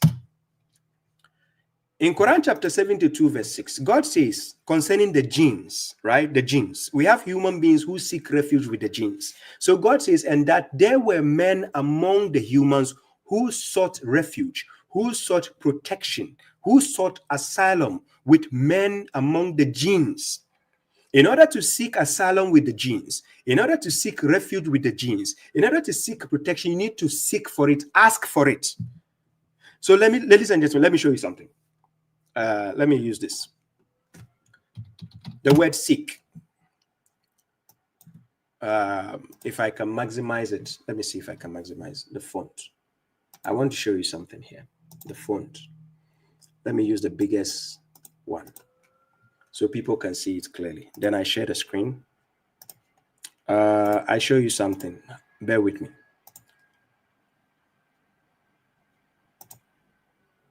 This. Yeah. Guys, can you see this? I want to show you something from the dictionary. The word seek, right? Even though it is seek protection, combined, seek protection or seek refuge. But I want to show you the word seek so that you understand what God is telling us in that verse. Now, when I scroll this down, you see the word seek, try to get or reach. Second meaning, try to locate, discover, or try to establish the existence of. Third meaning, make an effort to accomplish something. Fourth meaning, go to or towards. Fifth meaning, inquire for, seek directions from a locale. Seek something from God. So you seek for protection. You seek asylum. You seek refuge. When we say seek for something, it is something you have to ask for it. When you say seek refuge or seek protection or seek asylum, it is something you have to verbally, either by written form or verbally, you need to ask for it. That's how you seek refuge with God. That's how you seek asylum. Even in any country you go, that's how you seek asylum. You have to say it, ask for it. So I'm going to show you some of the in my last lecture, I showed some of the examples, but this old man refused to be corrected. Let's use Maryam as an example. Quran chapter 19. And we are going to use Maryam as an example when the spirit came to her. So check this verse. When the spirit came to her, this is what Maryam did. In Quran chapter 19, verse 16. So it says, and mentioned in the book is Mary, when she retreated away from her family to an instant location, and she took a partition other than them. Then we sent our spirit to her, and it appeared to her as a normal human. She, Mary, said, I seek protection with the gracious against you, if you should be pious. I seek protection with the gracious, that is God, against you, if you should be pious. According to Hamza Malik, these are magic words. Yes, these are magic words. Yes, it is magic words.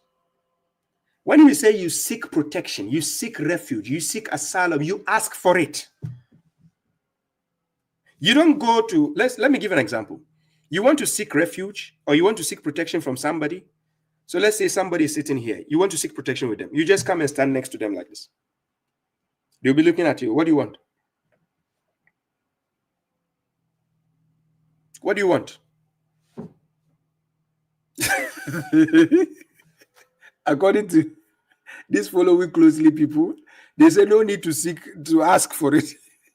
It is not about saying it. No asking. That's why the word seek is following the word refuge. You understand? Sorry, comes before the word refuge, comes before the word protection.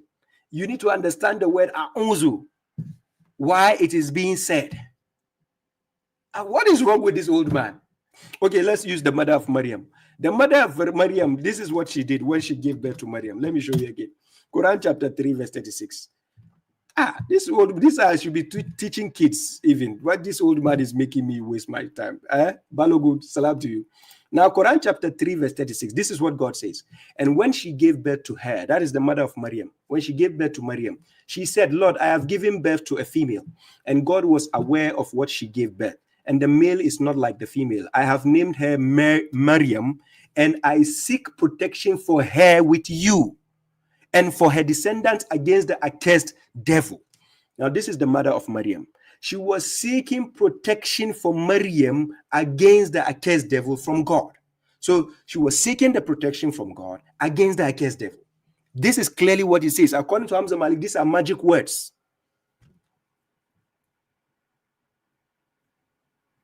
Look, these are magic words according to this old man.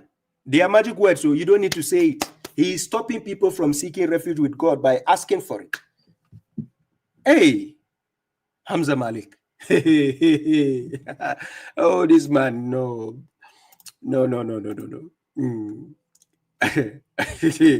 Anyways, let's go to the next one.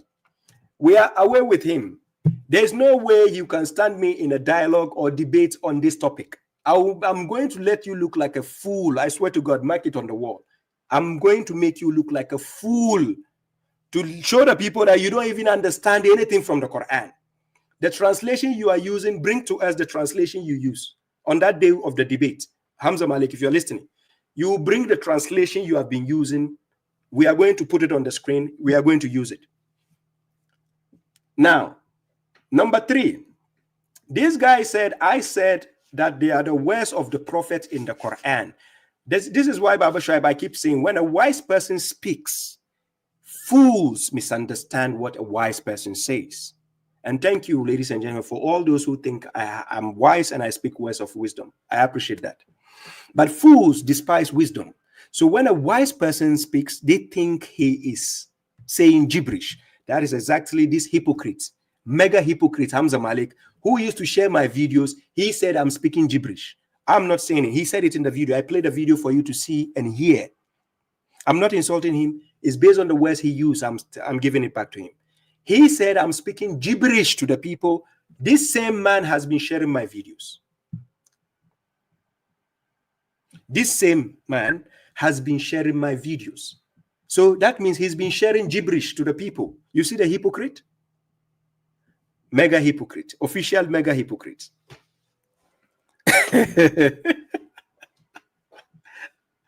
The same man who said I'm speaking gibberish to the people, he's been sharing my videos. Yes, he shares it. So if you share my videos and you say I'm speaking gibberish to the people, what does that make you, Hamza Malik? There's a problem. But anyways, let me play your video before I go on. Let me play. Yes, Sister Zainab. Yes, thank you very much. He shares my video. Yes. So that is hypocrisy, Hamza Malik. Don't do that. You share my videos to the people. So are you telling me you are sharing gibberish to the people? My videos? When you share on your page? That's strange.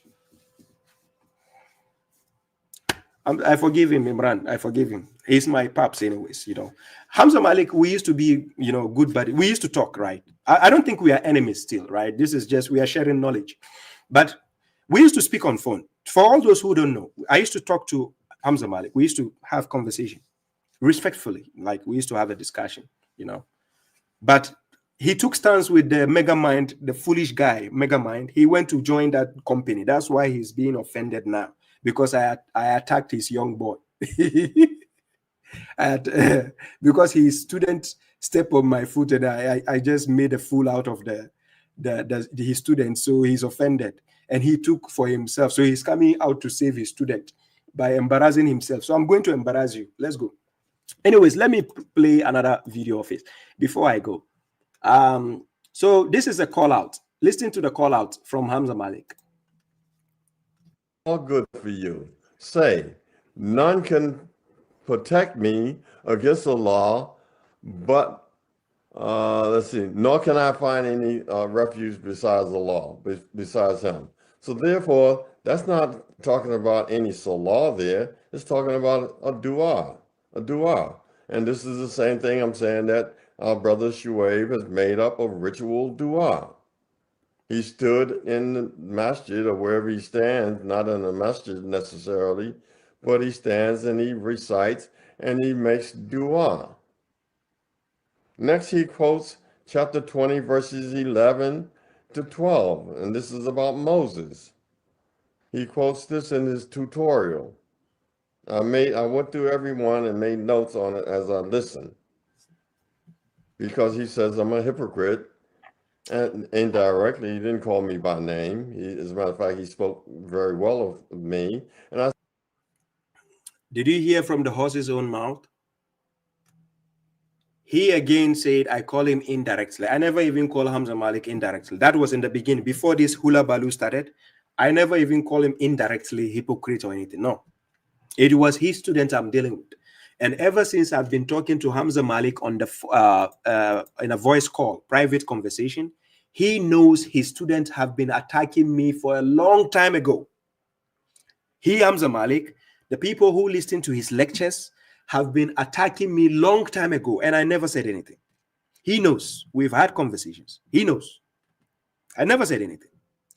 Now, you as a parent, when your kids keep attacking somebody and you don't say anything, and they keep attacking, you don't say anything, the day those kids are striked, it will affect you, the parent. Do you know that? Logically, ladies and gentlemen, let's be honest here. If you have kids and they keep attacking somebody, they keep on attacking, and you, the parent, don't tell the kids, stop attacking this fellow. Don't do that. The day that person retaliates, you, the parent, will be offended.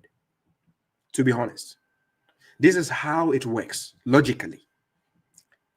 So you have your people, he thinks, oh, he's not their teacher, but they learn from him. I'm serious. Those hippie students, like the mega mind, that guy, he also learned from Hamza Malik. Yes, he learns. He called him honorable teachers, whatever. So Hamza Malik, mega mind, Hamza Malik even has a page where they used to insult me, and I never said anything. They used to even make videos and insult me on the page, not Hamza Malik himself, but the page he uses. They used to attack me. I don't say anything. Because babashuaib, I'm built differently. I only strike when you strike me. But when I'm striking you, I'll make you emotional. This is how I am, babashuaib. Check the records. Whoever strikes me and I strike back, I make you emotional. I'll make you look like a fool, crying pity. And that's exactly what Hamza Malik found himself in. And so you saw he's forgetting himself. But listen to what he said concerning me. I speak highly of him. I never speak against him in the public, even though I don't agree with him 100%. I never ever spoke against Hamza Malik. Everybody who watches me, some of the people who watch me, they watch him. They know I never attack Hamza Malik to call his name, to call any of his lecture and say this is Bogo's on. I never did that. He knows that. But listen to the horse's own mouth. Listen. And indirectly, he didn't call me by name. As a matter of fact, he spoke very well of me, and I speak. He says, as a matter of fact, I speak very well of him. Listen carefully what he said. Now, Directly, he didn't call me by name. As a matter of fact, he spoke very well of me, and I speak very well of him. And he speaks very well of me. He is saying that was in the past, not now, ladies and gentlemen, not now. That was in the past, before this hula baloo started. And this hula baloo started when he mentioned me directly. I threw a punch at his students, and he took it upon himself that I included him. He wasn't part of the thing I was talking about. I said among the following closely people, they are hypocrites. They have hypocrites among them. Those following closely. This guy took it upon himself that I am including him. The bond we had, the respect we had each other, will not give me the right to include you. But since you've taken that mantle upon yourself and you took up my lectures, my videos to start addressing me, this is how I retaliate. And you know me, Baba Shu, if I have to come back, I don't come back well. Because in this game, there's no rules. I'm serious. Did you see how Moses went to fight Pharaoh concerning the snake? Thank you very much, Shurulini. God bless you. I appreciate the support. Do you remember how Moses went for the challenge against Pharaoh? He took his stick to become a snake, right? Did you see how many snakes the magicians threw? There is no rules. He should have told them, come one by one, right? But they all cast their snakes. And he cast only one stick. And his snake swallowed all of them. So there's no rules here. We are dealing with the truth. Only according to Hamza Malik, only the truth matters. So this is not a personal issue.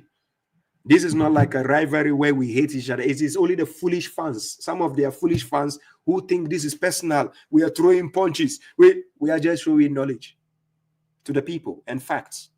That's all. I can decide right now after this, if he is not holding any grudges with me, I can call him and we can talk. Yes. We can talk. I even talk to atheists and agnostic, and I'm cool with them. So he says Hamza Malik I cannot be cool with, but I'm just retaliating on what he started. That's all I'm doing. So let's go. As a matter of fact, he spoke very well of me, and I speak very well of him. He's my brother. I love my brother. I love the work that he does. I love my brother Maverick X. I love my brother from Quran inspired me. I love my brother Yasser Dai. I love my sister, whoever's talking from this Quran and trying to bring out the truth of the Quran. We're together. I love them.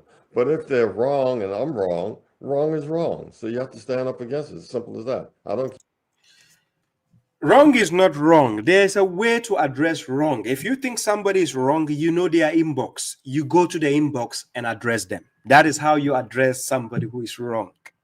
So that the person himself will come out publicly to correct his wrongs. That's how to correct a person. So if you are an old man, you should know better. That's how, if you love somebody, you don't correct them in the public. You call them at the back channel and correct them. When you see babashuaib, the moment I put somebody's video on my page, I consider that person a rival or an enemy.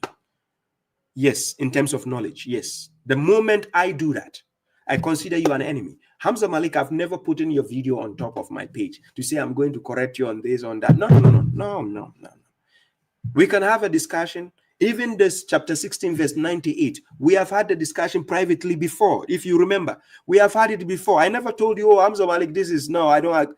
Fine, I might not agree with you, but why will I just condemn you publicly? I wouldn't do that. But you had the guts to go to the public to put my video. In this game, there's no rule. I'm going to dirty you. Seriously. If you take it personal, that's up to you. Let's go. Yeah, if it's myself. I don't care. So, and I'm saying again, you can call me out by name. You don't have to go on the ground or throw some curveball. Call me out by name. Just be ready to make sure that what you got is right. Otherwise, you know I'm coming for you. So you heard from the horse's own mouth. He says I should call him out by name and I shouldn't beat around the bush. I should call all out. So for all the foolish people who support Hamza Malik, and you think when I mention him, I'm being disrespectful of, he asked for it. I didn't just decide to do. No. So don't be a fool taking sides with you. You don't understand what is going on. He asked for it. Yes. Now, let's go. This guy said, I said they are the words of the prophet in the Quran. And he refused. He didn't play the video. He was supposed to play the video before making the statement, because I know this man can be caught sleeping. Sometimes he misquotes things and he doesn't see the things which is on the screen. He will say something different, because I know him very well. In that allegation, he didn't play my video. So this is the allegation. That is the last thing I'm going to tackle before I open the phone lines, and I'll be giving my one of my elders the chance to speak, right? Imran Khan says, Baba, I can say with assurance that he can never get the true spirits of Allah's Nur unless he becomes true believer and defend the Hadud family. That's when Allah revealed the knowledge. Yes, absolutely.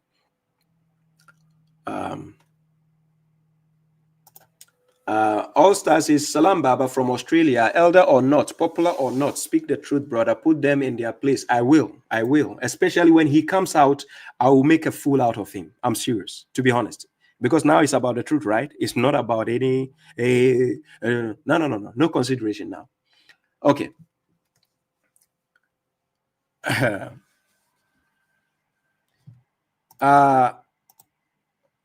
Zainab Kasser says, Mega Mind has been infiltrating our TikTok spaces under Guled Champ. Yeah, I know. He came to my platform one time. I tried to bring him. He refused to come on my platform. He says he's scared. Mega Mind is scared of my platform. So the only time he can come is to insult me. That's all he can do. Logically, I will mess him up. Because now I have no mercy for any following closely member or all of them. Bring me the best guy you have. If Hamza Malik is your best guy, I'm sorry. I'm going to crash him very soon. He's going for retirement. He's 80 years old already. So if that is your best guy, I'm sorry. Bring me the best guy you have in a live debate. We go. Thank you very much, Omar Satara. I'm going to deal with the last issue at hand that he mentioned. These are the top 3 big issues. The reason why I don't have time to go on all the gibberish he has to say, let him choose any topic. Let's go to the debate. He is choosing chapter 16, verse 98. Don't worry. Challenge accepted. We are going to go on, and after that, let him choose any topic, whether Salat, whether Zakat, any topic. And I'm going to show to you that Hamza Malik does not understand Arabic, and he only deals with lexicons, and he just does cherry picking. Cherry picking. That's what Hamza Malik does. I'm going to prove that to you. Don't worry. He and all his students, I'm going to prove something to you. And I already gave you the list of who Hamza Malik is, right? He's not a religious man. So mark it down. Let's go. Thank you, Omar Sataur, for the gift. I appreciate that. Thank you. Yes. Anyways, let me play the last video from Hamza Malik. This is what Hamza Malik said. Chapter 6, verse 19. Now, chapter 6, verse 19, Brother Shuaib, a brother came on one of your streams and was talking to you, and he quoted, and you were talking about chapter 6, verse 19, and you said that chapter, chapter in 6:19 was the words of the prophet. You said that those were the words of the prophet. And the young man that was on the call said, wait a minute, brother, there's no words of the prophet in the Quran. Now, somehow or another, I wanted to get that clip. I forgot to get the clip. That is what a hypocrite does. When he was trying to paraphrase, he's making mistakes. Then he says, somehow I tried to get the clip. Listen to the hypocrisy. Listen to the hypocritical statement he made. Look. And the young man that was on the call said, wait a minute, brother, there's no words of the prophet in the Quran. Now, somehow or another, I wanted to get that clip. I forgot to get the clip. You got the clip. You forgot to get the clip, but you have the information. You want to lay down a factual claim. You play the video. That is exactly what I do to you, Hamza Malik. That's exactly what I do to you. You were in the game when internet was not active like this. So you were good with the Christians in your debate and your dialogues and whatever. That's different. We are in the age of technology, AI, age of information. Babashuaib's videos are there for free. When you see a video, you want to lay a claim against me, play my video, let people listen to what I said. You did that with some of my videos. Why is it that now you are going to lay a claim against me, allegation, and you didn't play the video, but you still went ahead with the allegation? That is hypocritical of you. The video is there for free. Why didn't you just take the portion of the video and play it for the audience to listen? But listen to your claim, and I'm still going to prove you wrong on this. Check. And hurrying and getting so much other stuff and trying to get these things together as quick as I can with my busy schedule. But I forgot to get the clip, so I'm have you quoting it, but you know what it is. And now he's saying you know what it is. You might have misquoted me. It's simple as it is. You might have misquoted me. How about that? But I'm still going to correct you on that. Let's go. if anybody challenged me and said you didn't say that, then I'll get the clip and I'll bring it up the next time. But the clip is there. That's not how I said it. That's a challenge to you. Whatever you are saying, because I know the retirement age is getting over your head. So you might be misquoting me, twisting my words. God even say whenever the Quran is being read, you said it says after. It doesn't say after you are finished. You put after you are finished there. So what shows that Baba Shu is speaking, you cannot misquote me. So play my video next time, please. Biko. Unless you decide to take it down, but it's there and you remember it. Now you are saying it's there. I remember it. Where? Which video? I have hundreds of videos. So which video? Where? But anyways, let's assume I know. I'm going to correct you. Let's go forward. You said, no, these are the words of the prophet. And the brother said, wait a minute, there's no words of the prophet in the Quran. Yes, there is. We can find words of the prophet in the Quran. Yes, we can find. And I'm going to prove that. Words of the prophet. The Quran is originally the Quran is the word of Allah. You see how confused this man is. Now he's saying originally the Quran is the word of Allah. Every person knows that. The Quran is the word of God. But we can even find the words of Abraham in the Quran. We can even find the words of disbelievers in the Quran. We can even find the words of Prophet Muhammad in the Quran. Why is this man shallow-minded when it comes to this topic? I don't understand him, and I'm going to prove to him. What is, when a wise person speaks, why is it difficult for foolish people to understand? I don't get it. If you don't understand what Baba Shu says, just ask me. Don't sit far away and think you are correcting the correctional officer. That is the mistake a lot of the foolish people do. Baba Shu is calling for challenge. You want to lay a claim or allegation against me, please come to me. And then lay down. Let's go. I deal with evidence and fact. I'll put you to the test that day and make sure you look like a scapegoat. Let's go. And the speech of Allah originally. So now he keep using the word originally, twisting my argument with the fellow who called on my program. You are twisting the argument. Now, if you are saying originally, did Baba Shu says originally the Quran is not the words of God? Did I say that? Then when he conveyed it to Jibril to bring it to his messenger, any messenger, the words from Allah become the words of Allah and the speech of the messenger. The speech of the messenger. Except when Allah talked to Moses, and even there, the word is words, that he gave him words. It doesn't use the word qawl, meaning speech. According to his logic, he's trying to differentiate the word qawl, the qawla or qawl, which is speech or statement, with the word kalima.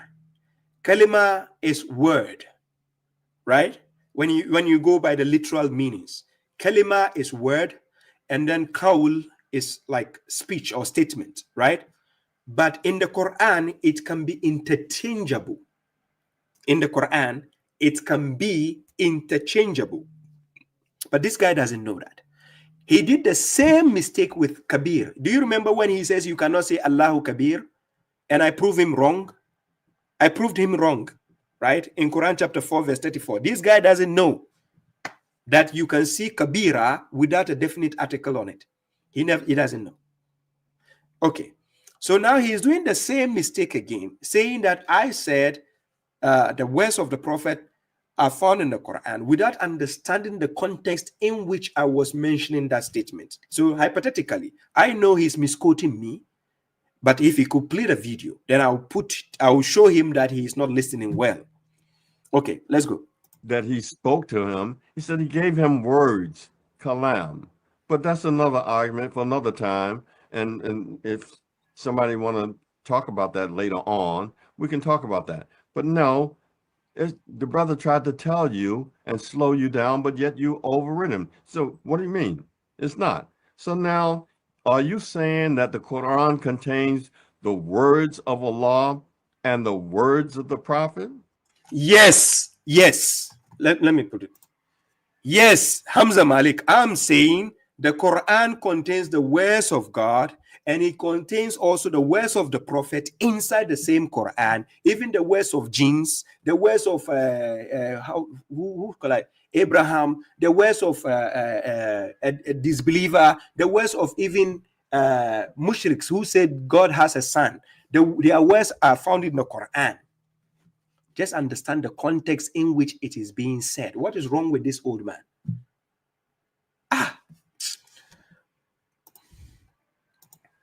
When all the time we were thinking that the words of the prophet is in the hadith books. You see, he's bringing out his hypocrisy. He thinks the words of the prophet is in the hadith books. So Hamza Malik, you are admitting that the words of the prophet are in the hadith book. This guy is a hypocrite too. The hypocrisy has been exposed now.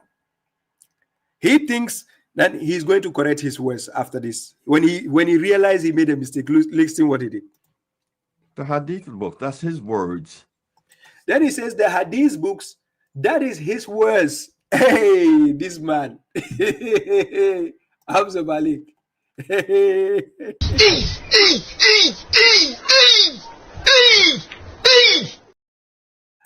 You said the hadith books are his words? Hey, then he said what? That's his words and supposedly his speech. Supposedly. Then he said supposedly his speech. Then he said what? Supposedly. Not in the Quran. Not in the Quran. So, and I'm going to let's take prove a to you look. the words of the prophet, right? Anyways, let's go with this. This man doesn't have enough knowledge to even stand me. But let's help him out. First of all, the word kalima and the word qawl have both been used in the Quran interchangeably. In some contexts, they can mean the same thing. In some contexts, they can mean different things. Synonymously, they can be used. But I'm going to show you the difference. Anyways, so now I take you to Quran chapter 18, verse 4 to verse 5. Chapter 18, verse 4 to verse 5. Oh, sorry. Let me use this. Chapter 18, verse 4 to verse 5. And I put it on the screen. I share the screen. Now, what Hamza Malik doesn't understand is the word kalima and the word qawl can be interchanged, but he doesn't know. So now check this verse. وَيُنْزِرَ الَّذِينَ قَالُوا تَخَذَ اللَّهُ وَلَدًا مَا لَهُمْ بِهِ مِنْ إِلْمٍ وَلَا لِأَبِيهِ. They do not possess any knowledge about it, nor had their fathers. So it starts with, and to warn those who say God has a son. Now, do you see the word here, the statement here, God has a son? In Arabic language, we can call it kalima or we can call it qawl. It can be a speech, it can be a statement, and it can be called a word. And I'm going to prove to you, this is a word. So these people who actually say God has a son, God says he brought this to Quran in order to warn those who say God has a son. Now, this is called a kalima, and it can be called a qawl. Hamza Malik doesn't know that. So now, their qawl is found in the Quran. Now, check here, the next verse. Then God says they have no knowledge about it, nor had their fathers. Then God says a grave word coming out of their mouths. They only say a lie. So you see here, kaburat kalimatan. You see, kaburat kalima. This kalima is a word and it's a statement. It's a speech. So this kalima is found in the Quran, but this is not the word of God because God does not have a son. So it is somebody who say God has a son. Are you getting me? It is some people who say God has a son. It is not God who is saying he has a son. Listen carefully. So this kalima, this grave word God is talking about, this kaburat kalima is coming from other people who said this word and is found in the Quran. So God is calling this statement a grave word. So if you can even find the words of mushriks, pagans in the Quran, it still does not mean the Quran itself is not the words of God. Understand the context in which the statement we are talking about. I'm going to prove to you the words of the prophet in the Quran. This man is a shallow-minded person in terms of the Quran. He doesn't even understand the Quran. Anyways, let's go. So that is number one. The people who say God has a son, their word is in the Quran. Their kalima is in the Quran. Okay. The second evidence is in Quran chapter 23, verse 99 to 100. And I'm going to show you another kalima again in the Quran. When you go to Quran chapter 23, verse 99 to 100, it says, Hatta iza ja ahaduhumul maut. Qala Rabbi. Then he says, Rabbi irji'uni. Irji'uni. Then he says, La'alli amalu saliha fima tarakt. So now he says, until when death comes to one of them, he says, now this statement he's going to say is a word, it's a kalima. So he says, Lord, send me back that I may act righteous in what I have left behind. That is, I have left. Then God says, nay, it is a word. Then God says, kalla, innaha kalimatu huwa Qa'iluha. So God says, that I may act righteous in what I have left. Then God says, nay, indeed, it is a word. It is a kalimatu he is stating.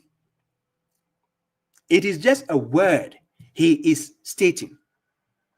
So you see the word kalimatu. This is kalima, is a word. So even this person who is dying as a transgressor and God is taking away his soul, we have his word in the Quran. He will say, Lord, send me back that I may act righteous in what I have left. So you can even find the word of somebody who is a transgressor dying, and his word is in the Quran. Okay, not even that. Let's go again.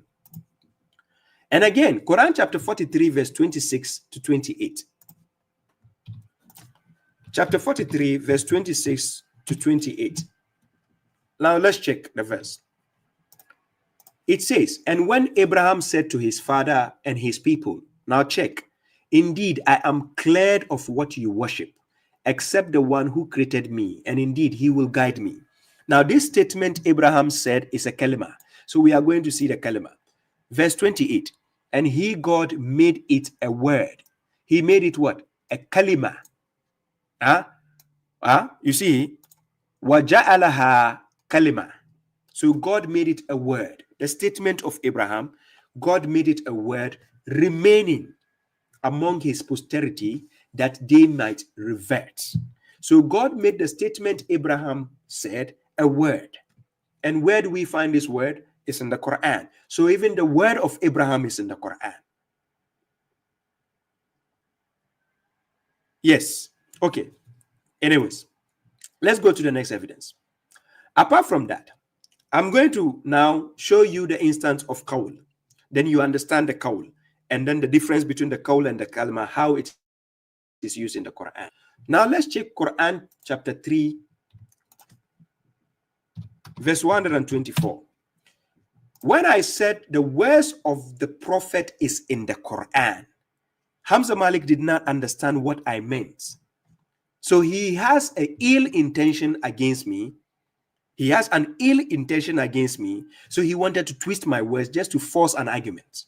But check, I'm going to correct him on this. Now, these are the words of the prophet himself. These are his words. When you, Muhammad, when you said to the believers, is it not sufficient for you that your Lord should reinforce you with 3,000 of the angels coming down? You see?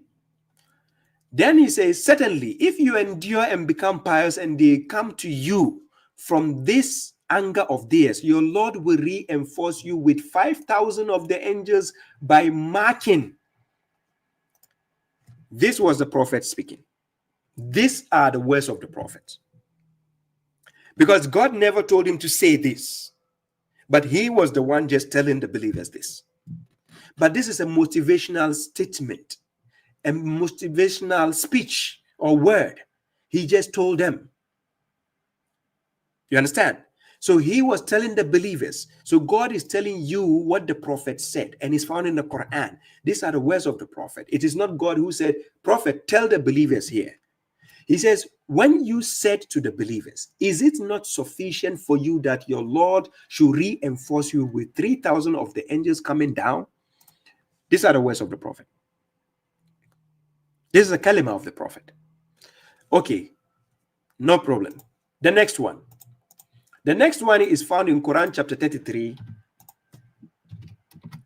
verse 37. Another word of the prophet to show Hamza Malik that he doesn't study the Quran properly. Now, and when you, Muhammad, when you told the one whom God had favored and whom you had favored that keep your wife to yourself and reference God. Now, this is the word of the prophet. Here, this part, keep your wife to yourself and reference God, because that wasn't what God wanted him to say. This statement, it wasn't what God wanted Muhammad to say. So this statement you see here is the word of the prophet, or we can say the words of the prophet. It's found in the Quran. Hamza Malik, you and I are not on the same level. You might be good at debating with Christians. Yes, no problem. You did well on that. No, you did that. You did well because you're fighting for Islam and on that. But when it comes to this, I'm not your match, to be honest. Bring your fully translated Quran. Let's see. And I'll bring mine. Let's sit down head to head. And let's see how you've been playing with words. I dare you. Anyways, this chapter 33, verse 37, this is the word. We call it kalima of the prophet. Because God never told him to say this. God wanted him to rather tell Zayd to divorce. But the prophet didn't say that. So let me show you the evidence. Let's read the whole verse to see the evidence.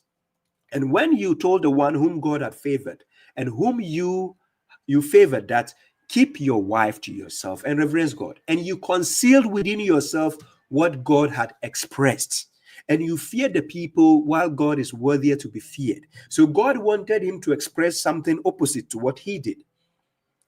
But then the prophet decided to say something else. But remember, there's a difference between his duty as a prophet and as a messenger. So in order to understand that this context is about the prophet, read the next verse. The next verse says, there is no guilt upon the prophet concerning what God has ordained for him. Are you seeing that? So the context here reveals to you that it was the prophet who used his own words. Just like in Quran chapter 66 verse 1. He forbade something when God has made it halal for him in order to seek the satisfaction of his wives. That is the prophet. His words are still found in the Quran. Do you see? His words are still found in the Quran. Okay.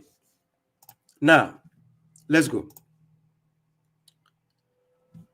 Again, I take you to Quran chapter 66 verse 3. Let me show you the words of the prophet again in the Quran.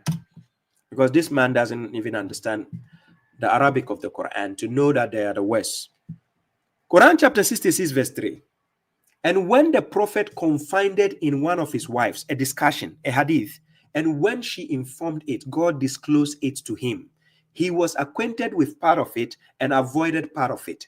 And when he informed her about it, she said, listen carefully, the wife of the prophet said, who informed you this? Now the prophet said what? I was informed by the omniscient, the cognizant. Please, Hamza Malik, this statement at the end of this verse, whose word is that? When the prophet said, I was informed by the omniscient and cognizant, whose words are found that verse below? Whose words? Is it the words of Hamza Malik? Are these the words of Hamza Malik? Is it the word of Hamza Malik? Oh, this man, you are waste of time. Anyways, again, that is Quran chapter 66 verse 3. And let me show you another word of the prophet in the Quran. Chapter 9 verse 40. In chapter 9 verse 40, listen what God says concerning the prophet. If you want to understand, start from the above and down. It's about the prophet. Unless you assist him, he's telling the believers, unless you assist the prophet, then God has already assisted him when those who disbelieve expelled him. That is the prophet. He, the prophet, was the second of two when both of them were in the cave. Then he said to his friend, do not grieve. Indeed, God is with us. Please, do not grieve. God is with us. Whose words are this?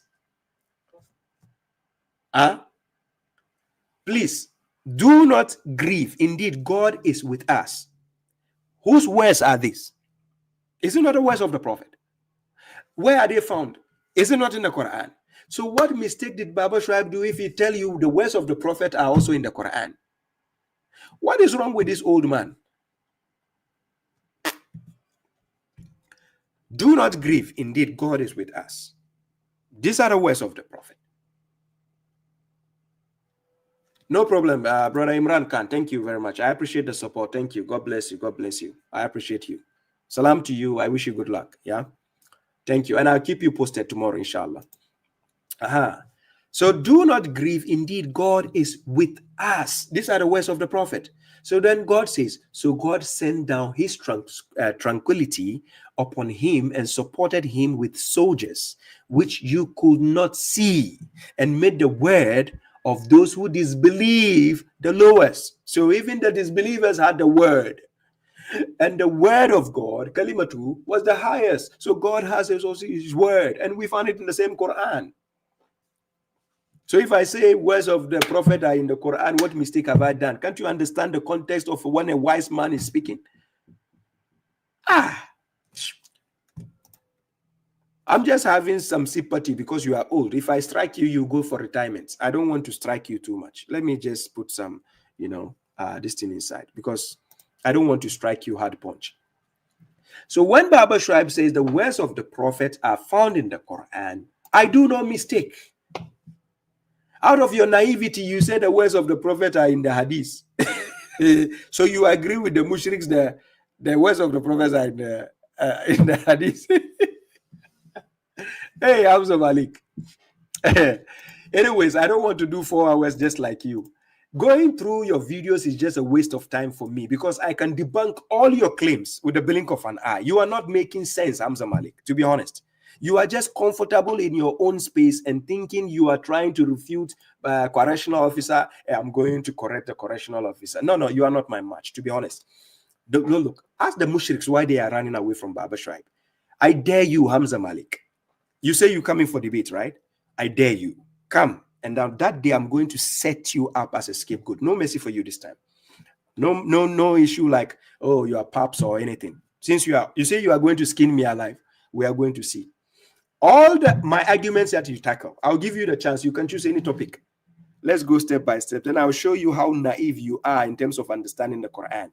We are going to put your Arabic prowess also to the test to make sure you studied some basics in Arabic. Lexicons, those lexicons, lisan in Arab, you don't even know how to use it. You put a verse on the screen, you cannot even read it.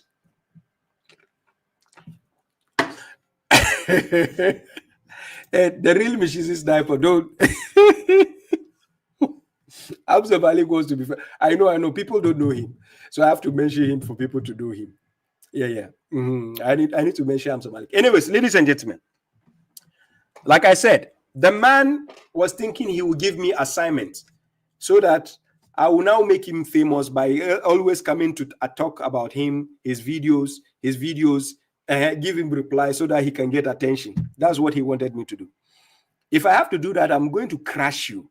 My video is there. All I'm asking for is I dare you guys to step forward. I don't have time. Put it to the test. Tell the hypocrite and the mushriks. Baba Shuaib has a platform. Go and face him. Wallahi, they don't dare. The best they can do is to come and insult me on my platform. That's all they can do. But to logically go head to head, logically with reasoning, wallahi, they cannot stand me. Because God has given me a gift. And what I'm doing is based on the gift God has given. I'm not here to play with the people's conscience. So if you think Baba Shuaib is here misleading the people, I'm here. I would prefer you come and embarrass me in front of my audience. Prove to my audience that I'm a liar or I'm misleading the people. That is the best way to do. If you stay far away with 20 viewers and then you throw stones at me, no problem. Keep doing it. But that shows how little you are. When I have my platform and I'm actually inviting for dialogue, inviting for debate, come to Baba Shuaib. They will not have come. So that tells you something. Unlike the scholars, I'm giving my number there. I'm calling for challenge. Come and disprove me. Both the mega hypocrites, the mushriks, take any claim I've said out there. Let's deliberate on it. And let's see if your logic can stand the test of time in front of the correctional officer.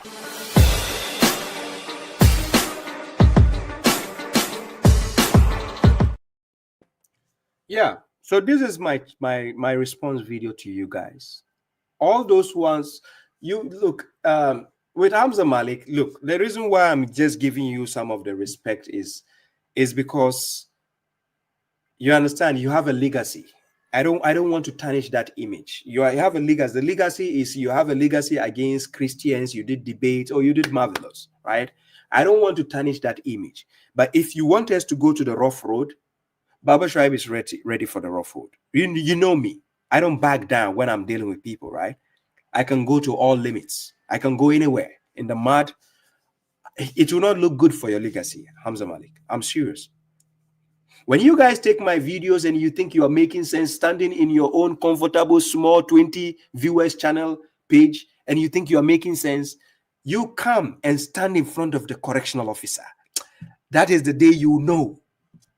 Baba Shuaib is not joking here. You think when I came out and I'm facing the world, you think I'm here for a joke, right?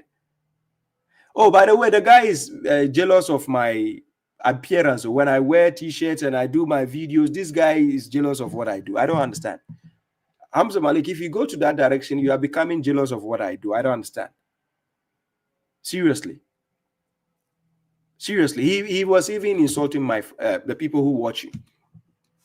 Yes, he's insulting you guys, saying I'm misleading you. You just guys are ignorant. You just take what I'm saying out of nothing. You don't investigate. That's what he was telling all of you. Yeah. So I don't know why he was jealous of that. Hamza Malik, if you say I'm misleading the people, you say you are trying the challenge. You come to my platform, right? Okay, babashuaib is waiting for you. You come to my platform, right? I'll bring you. Don't worry, we arrange. And I'm going to set you up, no mercy for you. And I'll make sure all the foolish people adhering to your lectures, I will set you up that day. Then they will know that you don't know anything. Yeah? I'm going to prove that. So, ladies and gentlemen, the phone lines are open. Let me give the chance for some calls. Let me see. Brother Saad, if you're there, I'm trying to call you now.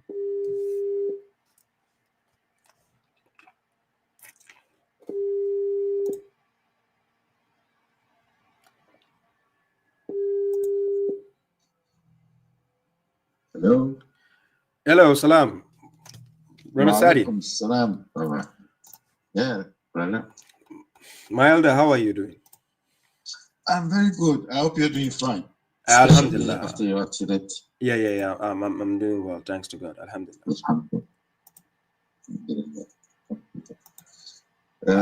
Very strong, very strong message you give it. It has to be. Huh? Yeah, I'm really surprised with Hamza Malik. He could have taken it through a better way. Exactly. But it's unfortunate. No, I expected him, because he's an elder, so I expected him to take it in a better way. I was expecting him to actually inbox me at the time when he thought I was talking against him. I didn't even mention Hamza Malik. I was talking against somebody, and he took the message upon himself and he started talking about me publicly. And in my understanding, the Hamza Malik I knew was supposed to inbox me in my inbox and to make sure that I'm not talking against him. He never did that. Then he just went straight against me. It's unbelievable. You see, I wish he had read your translation of the Quran. I'm sure he did. From what he's doing, is totally ignorance. Yeah, it is. You see? It's quite difficult to believe such we think our elders, we think our are quite knowledgeable and then could have sat with you and gone hand in hand with you, but to take it publicly in such a manner, no, that's very bad. I'm serious. I never expected that, but I think he was being pushed to do that. He was pushed by his followers. With his knowledge, why should he be pushed? I was surprised. Surprising. I'm really surprised. You know, we used to discuss about him. Respect him so much and all that. Yeah. No, I do. Hamza Malik, we used to even talk privately. I used to talk to him privately. Yeah, you told me. Yeah. I was surprised when he first took my video. He took my video twice and then strike me straight for. I was like, what? Why will Hamza Malik do that? Then I went to listen to his argument, not knowing when I threw jabs at his students, he was rather taking it upon himself that I was, even though I didn't mention his name, but he was thinking I was attacking him. Yeah, then he took it personal. Then he started. Then he brought my video on his page and started, castigating the things I say. And he says I'm wrong. He says I'm doing shirk. He says I'm lying to the people. Hey, and I'm like, what? Surprising. Hamza Malik, somebody who shares my videos. He shares my videos, and now he's saying I'm lying, I'm twisting, I'm this. Hey, then it shocked me. I was shocked. Baba, just take it easy. The hadiths and the hadithiyuns have confused the whole world. Yeah, and it's really gone deep. So it took a long time for them to reset, as you always say, factory reset. It's true.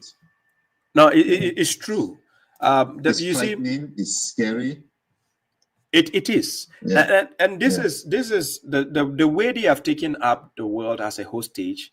This is why people like Hamza Malik are going to that direction they are going. Yes. You understand? It doesn't mean these people have corrupted all of Islam. Islam is still there. God is not dead. God is awake. Yeah. He's watching. Yeah, but God has taken it upon himself. Exactly. He says he is protecting it. Yes. Who else can? Who in this world can ever? He's thrown challenges. You have anything about it? Come out. But still, people do not understand. That's the point. Look, Yeah. Brother Sadi, you see, what Baba Shuaib has been doing is just to give the people the benefit of the doubt that if I'm lying to the people, I just want my opposition to come forward. Then we have a discussion. To be honest, Brother Sadi, just be honest with yourself. Ever since you've been following my videos, Baba Shuaib, and you see me going head to head with somebody, have you ever seen me being dishonest? Baba, never. You put up the points and you allow the person to think and reason. Thank you. If he accepts it, he comes in. Thank you. But with the other guys, they are forcing you to believe it. That's the point. Yes, yours is in a different way. That's why I had a following with you, you know. That is the point. Your lectures are very encouraging. You give us so much reason to think. I mean, you go on and we think of what you speak and we read the Quran. I mean, that is the point. Basically everything. That is the point. That's this all of a sudden, some people, a minority, just come out and say Baba Shuaib is misleading people. He's telling, oh my God, why will I mislead people? Continue. No, do they We're think all behind you? Do they think dealing with the words of God is a joke? Yeah. See. Like, Brother Sadi, let me explain one point that people don't understand. You see, we are on social media at the same time. Sometimes, you see, when I do things, for example, when you watch my debates or dialogues, I present myself seriously. I'm not there to joke. I do my things. Now, when I'm alone and I'm doing my program, the reason why I play something like a Akrobetu to laugh a bit is just because you have to put that jovial aspect a bit so people can enjoy the show at the same time. Exactly. So you understand? Yeah. But people will remember faster. The more I do that, they remember the program, and it makes them learn easy. Yes. But you see, when you are so focused and serious, and then you say, okay, I'm looking for this page, so let me go 1, 2, 3. People will get tired and leave you. They are like, what are you doing? Yeah, because you'll be repeating the same thing all the time. That is the point. Boring. That is the point. So I'm doing my lectures in my own way. These people are sitting on the side, insulting me, telling me, oh, he's doing show, he's doing entertainment, he's doing this and it. Don't make your things presentable and see if people will even pay attention to you.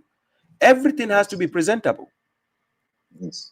To be honest, Brother Sadi, you are based in Ghana. You can even see somebody selling donuts, but he's wearing suit and ties. Yes. Yeah. Selling donuts. Yes, but he's dressed nicely. Selling coconut, but he's dressed nicely because he has to put that craft in to make it presentable.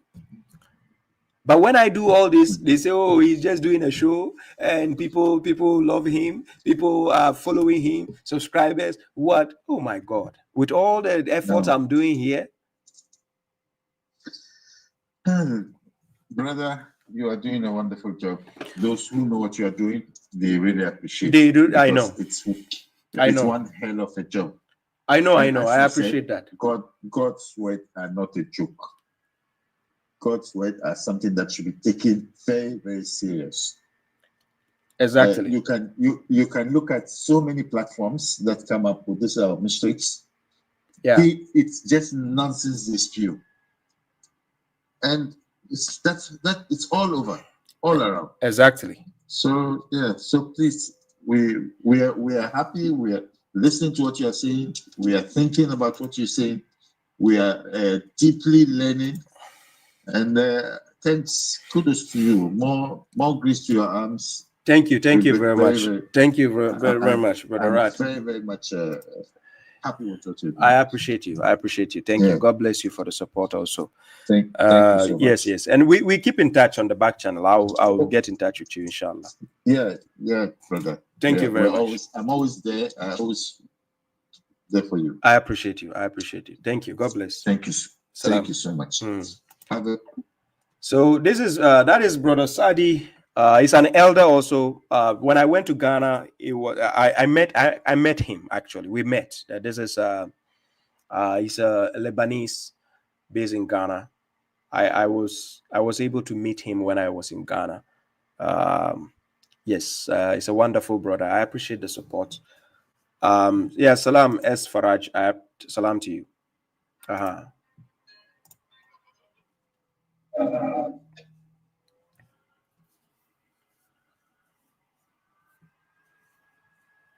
Yeah, salam, brother. Walaikum salam. Peace be to you. It's Brother Omar from Canada. Yeah, Brother Omar. Yeah, I see that. Nice to meet you, brother. Yeah, I listened to your program. It's very good to see that just with the basic Arabic grammar structure and looking at the Quran itself, how you can refute the arguments that put by Brother Hamza. But I just wanted to say that I think most of those guys have a misconception, or generally most of the people that don't align with the Quran alone and with your platform think that people who listen to your programs are listening to you personally, like because they like you. But to be honest, I think you're not doing much different than what a messenger was doing in their time. You're disseminating the information from the Quran. You're separating the truth from the falsehood. You're using the Quran to filter out the garbage and the nonsense and the traditions and all the stuff that they put on top of Islam. So I think people fail to realize that we're not watching you because we like to see you on the screen. We're watching you because we want the truth. We want to see how do you separate what people interpolated into the religion, interpolate in the Quran, and how do we separate that? How do we take out our preconceived notions, and how do we see the words for what they are? Exactly. No, exactly. I understand. I agree with your point of view. This is what they miss. The picture they miss in. For example, when we go to the classroom, you watch the teacher speaking, right? You are in for the subject. It's not the teacher you are interested in.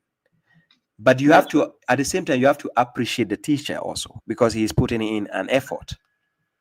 Yes. But people misunderstand you appreciating the teacher for you being in love with the teacher. They misunderstand that notion. Yeah. So when people appreciate my efforts, the opposition or the hypocrites, they think people are now in love with Baba Shu just for fun. Yeah. That's what they think.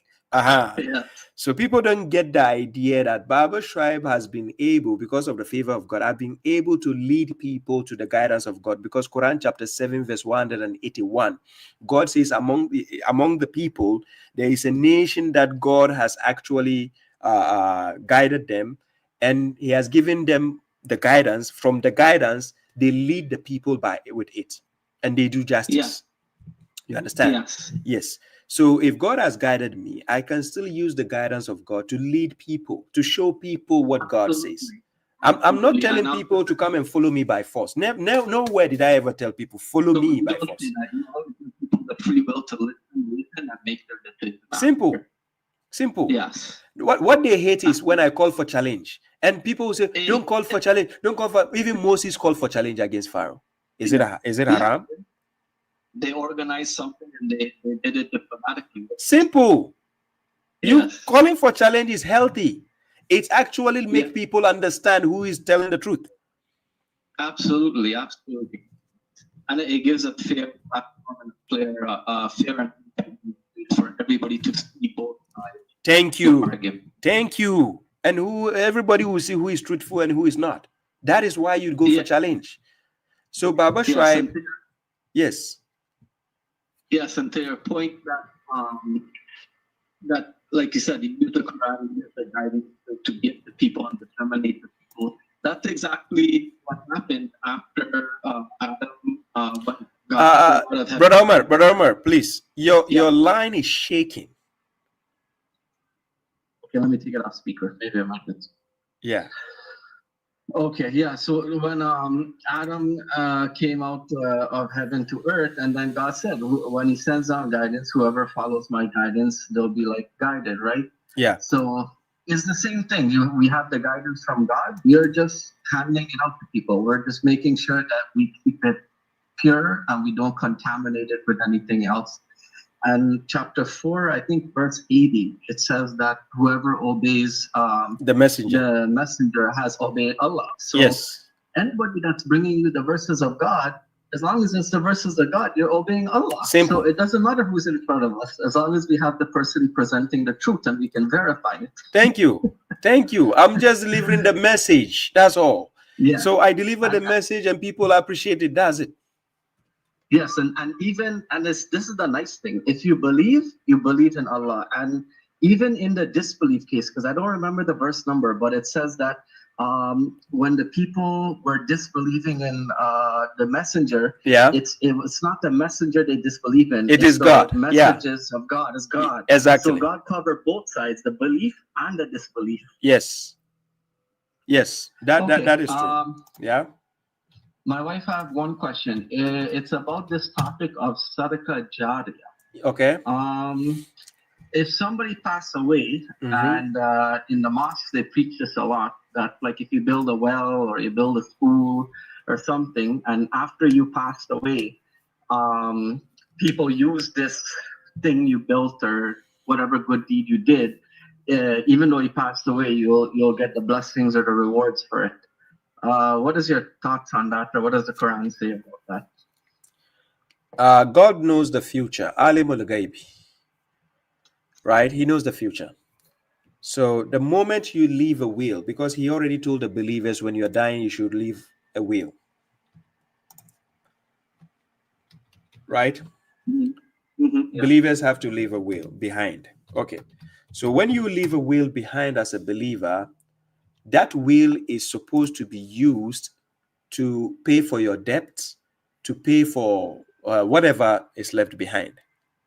Right. Now, those things you are leaving behind, it means God has already rewarded you for the debt you are paying or for the things you are about to do for it before you die.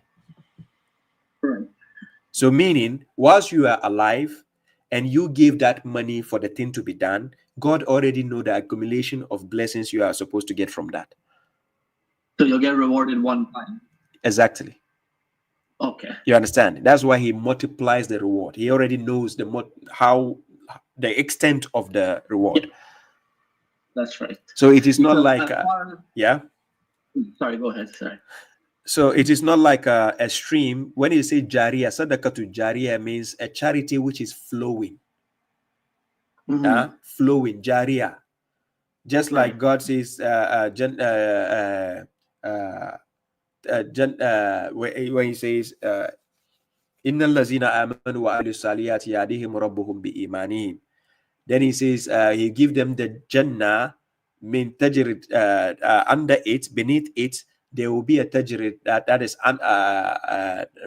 rivers flowing. So this tajri, this tajri is the same word with the jariyah. So jariyah is something which is continuous flowing, right? But to say the notion of once somebody has died, we are going to use that money to build a well. We are going to use that money to build a masjid for the blessings to keep going. No. The time the person has already decided that this money goes for this, the person has already gotten the blessing for it. Right. And one of the reason I don't really believe in the sadaqah jariyah too much, I understand that if you do that when you die, people will benefit after. I agree, but I don't think you can, once you die, I don't think you can get any more from that, because I don't remember the spot, but 2 places I read recently that it says every soul earns for itself. Well, what you earn of good, you earn for yourself. So yes, it's for yourself. Somebody else cannot earn good for you. Somebody else cannot earn good for your soul. You are responsible for your own soul. No, exactly. God mentioned in Quran chapter 17. Let me see. Chapter 17, verse 15. Right? Chapter 17, verse 15. where God says, whoever is guided, then he is only guided for his soul, and whoever goes astray, then he's only. Then he says, and no burden, no bearer of burden can bear the burden of another. And we do not punish until we send a messenger. So that's Quran chapter 17, verse 15.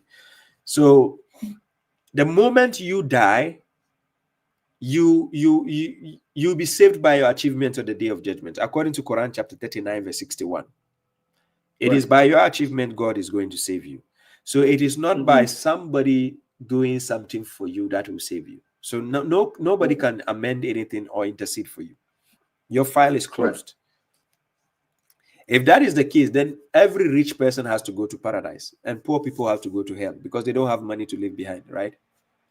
Yes, that's right. So whilst you are on earth, it's your righteous deeds which will save you, your achievement. That's it. It's not about after you died and they will say your money has been put in the mosque or something. No. Yeah, and one reason that I align with that as well is because we are warned that if our belief is not right, even though we did a lot of good, everything will be null and void if we don't make sure our belief is the correct belief. Yes, so that's the point. That's even more the reason to make sure that we get as much achievement as we can and compete in goodness. God always said to compete in good deeds. So yes, we have to compete. Competing in good deeds is a good thing to do. Competition is actually healthy.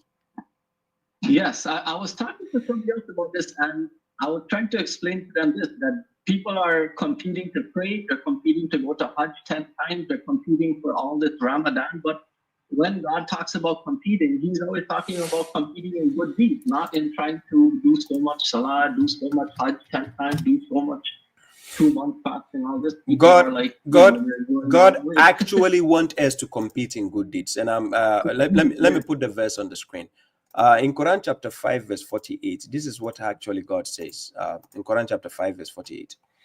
This is chapter 5, verse 48, right? So he mentions this word here. I'm going to show you here. In Arabic, he says, Fastabikul khairat. So he says here, so compete in good deeds. Yes. So having a competition to do good deeds is not a bad thing. That's right, yeah. Yes. Competition in Islam in itself is not a bad thing. No, it's not. Yeah, no, I agree. You understand? Yes. So anybody who say you are competing for this, you are competing for that, you are competing for that, if they don't understand why you are competing, then that's up to them. Yeah, that's the real thing, to understand why you're doing it and what you're doing. Salam, Sister Maria, you're welcome. So, Brother Omar, if you don't have any more questions, let me give another more chance. Then before I go to TikTok, I'll be jumping to TikTok. Sure. I think I have 10 minutes to end. Peace to you, brother. Bye. Yes. Thank you, man. Peace. No problem. Ladies and gentlemen, I'll be jumping off to TikTok. I might be there for like 2 hours or so before I go. So, ladies and gentlemen, is there anything I missed? Let me see in the comment section. Did I miss something? Let me see. Muhammad Khalid said, Baba, you are the first person that makes me truly doubt my position as a Sunni with reasonable arguments you have put forward. Man, you've struck me so hard, but Alhamdulillah, I needed that shift. I appreciate you, brother. Thank you for reasoning with me. Sister Khadija says, everything you say is coming directly from the Quran. They are extremely jealous and competitive to me. It's just sheer arrogance. They cannot compete against the book of Allah. Exactly. No way. Oh, Ola. Ola, did you call me? You can try to call. Ola, are you there? He says, I'm the next caller. Ola, call me. Let me see.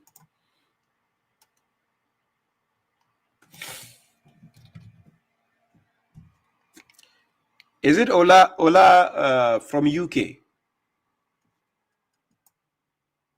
Ola, if it is you, you can call me before I go. Please, call before I go.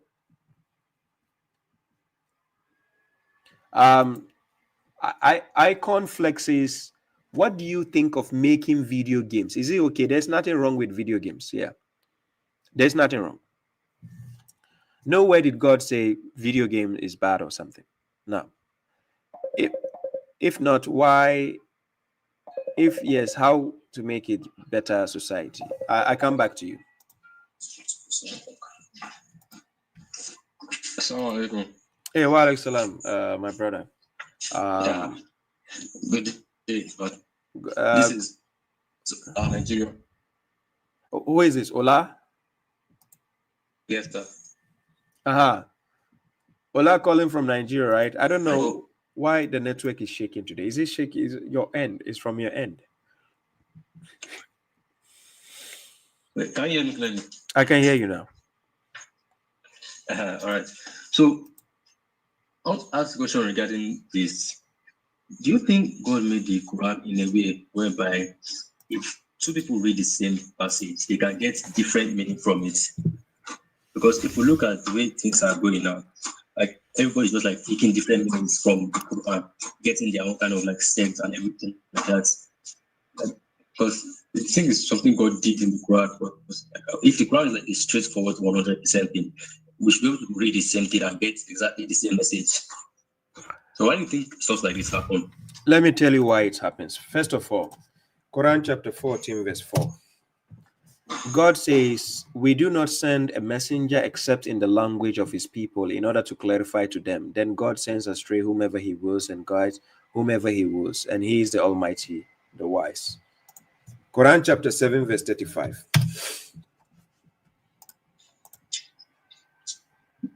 Yeah. I put a verse on the screen. Quran chapter 7, verse 30. Oh, the first verse I read, sorry. I read a verse previously. Quran chapter 14, verse 4. So that you see the verse on the screen. First of all, God says, we do not send a messenger except in the language of his people in order to clarify to them, right?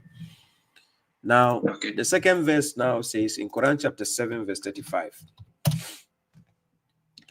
It says, O children of Adam, if messengers among you come to you, narrating my verses to you, then whoever becomes pious and reforms, there will be no fear upon them, nor will they grieve. So God says, if messengers. All right.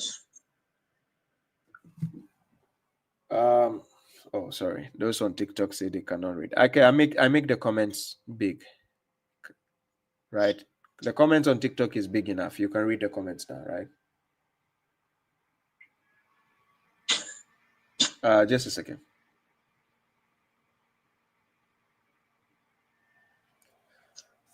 Okay. So it says, O children of Adam, if messengers among you come to you, narrating my verses to you, then whoever becomes pious and reforms, there will be no fear upon them, nor will they grieve. Now, so God is giving you, us the people, a condition to understand those who are coming to us, right? So he says, if messengers among you come to you narrating my verses. So those narrating the verses of God to the people, are they messengers? Yes. If they are messengers, in which criteria do they fall in the messengership duty? Are they narrating the verses of God, or they are telling you something else?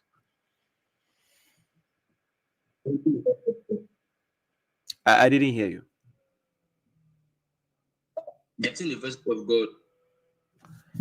They are narrating the verses of God. Yeah. Okay.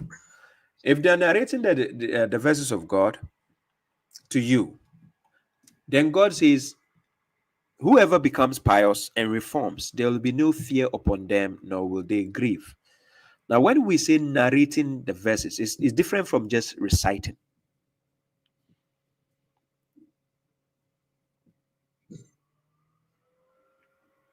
Are you with me? Yes, I'm with you.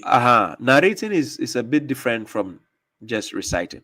So it's not just reciting they are coming to do, but this is a prophecy you find in the Quran, which is coming from the Quran Prophet Muhammad brought.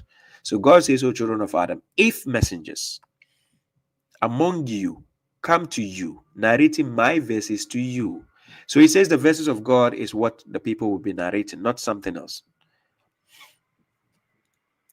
Now, in order to clear the misconception of having people having different views, you have to analyze who is using opinion and who is using facts.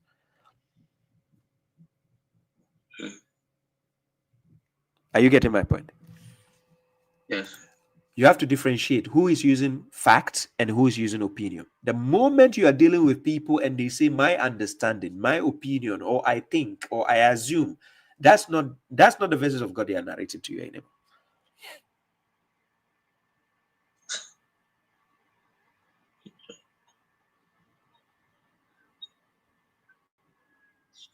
So when it comes to the understand, people taking the word like as we Your line is shaking. I cannot hear your question. I mean, when it comes to understand, taking their own like type of Guys, can you hear him? Can you hear Ola? Guys, can you hear him? Can you hear me? Yeah. I'm listening. Is it okay now? Speak up. Speak up. All right. I said we do. People are reading it so not and not go backwards. They cannot hear you. Your line is very bad. Wow. Are you using a speaker out? Yes. Don't you speak out. Put it to your ear. All right. Let me change it now. Okay. What about now? Now speak up. Good. I said so. People are reading the book to understand what they want to understand from it, and not actually what God is trying to pass across. Exactly. You see, let me give you how to understand the text coming from somebody who has translated the Quran, right? This is the challenge I found from a lot of people. When you are reading the text, try to see what you are understanding from what God is telling you, not about what you think you're putting there. When you go to a company and you are working, it is about what the boss is trying to tell you to understand, not about what you think has to be done. You see the difference? Are you with me? Yeah, I'm with you. You have to understand what the boss is passing across for you to understand, not what you think you understand in your own way. So you have to make sense of what the boss is telling you to do. That is how to be a good worker. Same goes with the Quran. When you're dealing with the Quran, try to understand what God is telling you to do, not what you think you want to do. All right.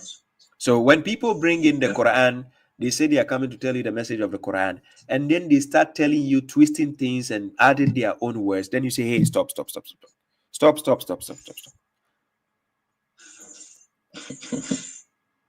You say here it says after. Where does it say after there? Then you check. Where does it say after?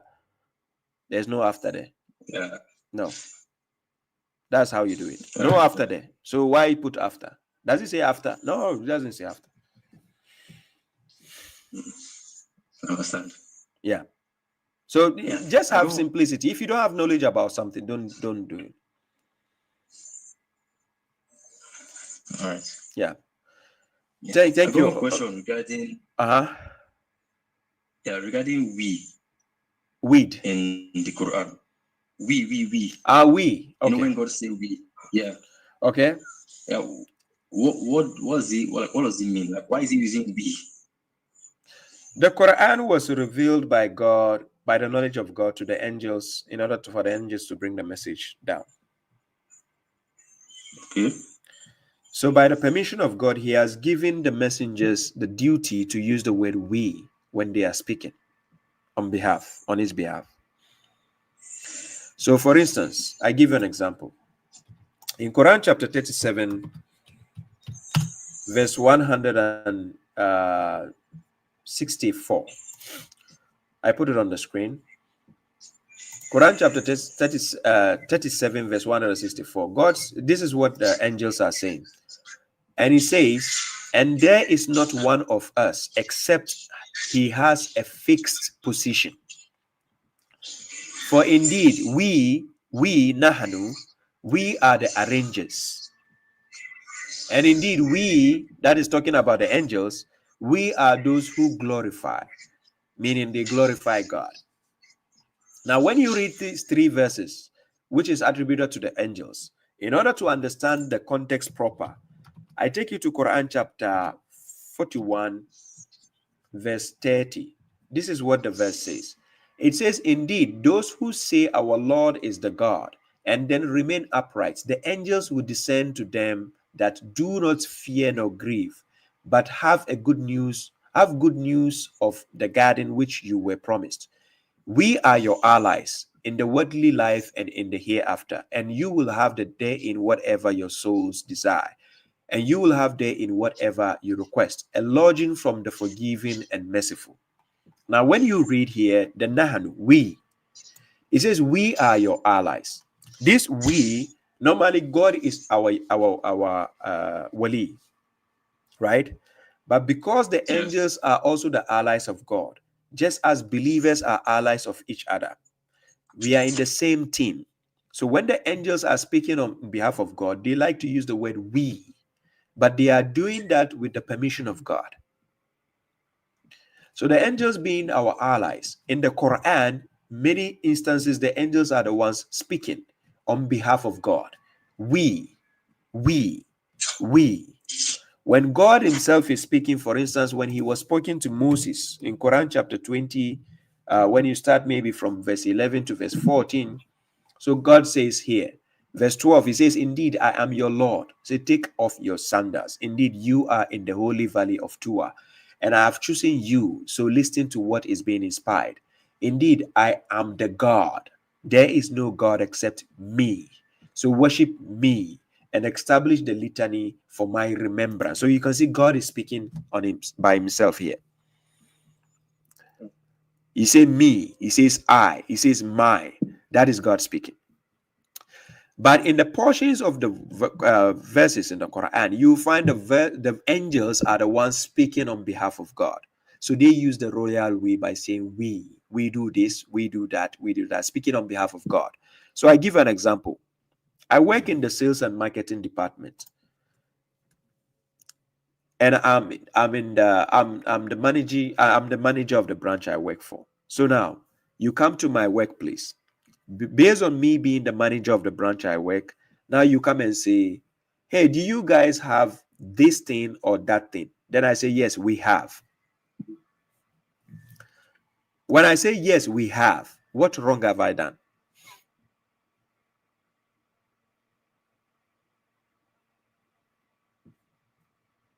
Are you with me, Ola? Yeah, I'm with you. When I say, yes, we have, you ask if we have something in the shop. You said, do you have this? And I say, yes, we have. Now, why do you think I use the word we? I use the word we because of the position I have.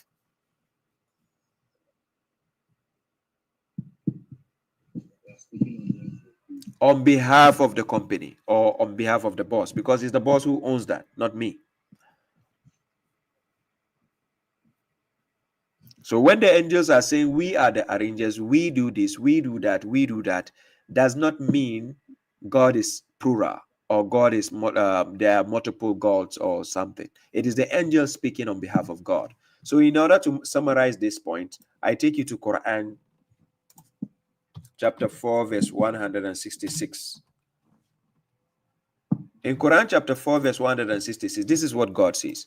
He says, but God bear witness to what he has revealed to you. He revealed it with his knowledge, and so do the angels bear witness. But sufficient is God as a witness. Do you see it?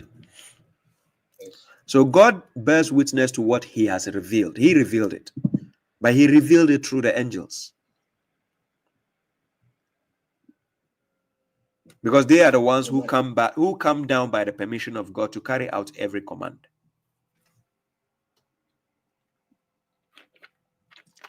Something in Quran 2, I think that's maybe 33 or 34, when God gave commands to the angels. I think he used the we command to, like, he said, and when we say to the angels, still it is the angel speaking. When we said to the angel, it's still the, you don't understand who brought the Quran down. Okay, let me break it down again. Quran chapter 2 verse 97, so that you understand that somebody is a mediator between God and the people. So now Quran chapter 2 verse 97, it says, say whoever is an enemy to Jibril, then indeed he brought it down into your heart. He brought the Quran down into the heart of the Prophet by the permission of God. Do you see it now? Okay, so now let's say Jibril being the overall manager. God has assigned him as a manager of of the angels and everything. So now he's going to deliver this message to the human messenger. So now he brought it down by the permission of who? By the permission of God. So when he is speaking to this human messenger, he can say we.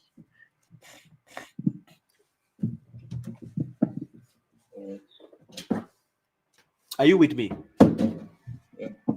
He can say we did this for you, we created you, we did, but he's not claiming that how will I say it? He's not claiming that for himself, because he is using the word we because he's working for God. So when he say we, is on behalf of God. He's saying we created you, we chose you, we did this for you. But it doesn't mean he's the one who did that. Are you getting my point? Yeah, no problem. Thank you very much, Salis Jimmy. I appreciate that. Thank you, Sheikh Samsung. Thank you. GS says the question and answers are good. Yes, no problem. Thank you very much, Nasia Clark. Thank you. I appreciate that. Thank you. Thank you for the support. God bless you. Brother Jam, all of you, thank you. Azmi, all of you, I appreciate your support. I appreciate all those who called on Brother Omar, Brother Sadi, Brother Ola. Thank you very much. Brother Ola, did you send me the message? Did you send the message? Brother Ola sent a long message.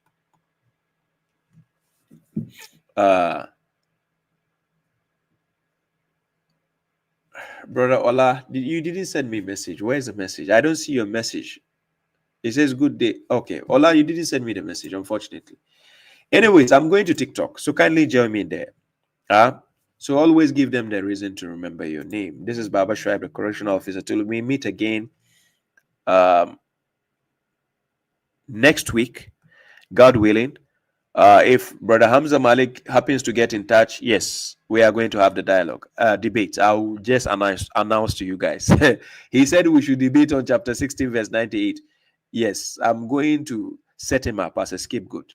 Anyways, let me leave you with his video, with the comedy statement he has to make concerning Salah. This is what he said. We just show what Allah says to say in your Salah, whatever Salah means. And I'm saying it's not a ritual. It's a gathering in which you disseminate this information about the Deen of Islam. That's the Salah session, as our brother Joseph used to say.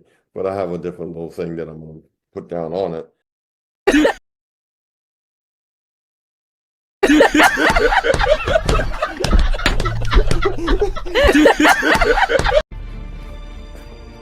Always give them a reason to remember your name. The correctional officer.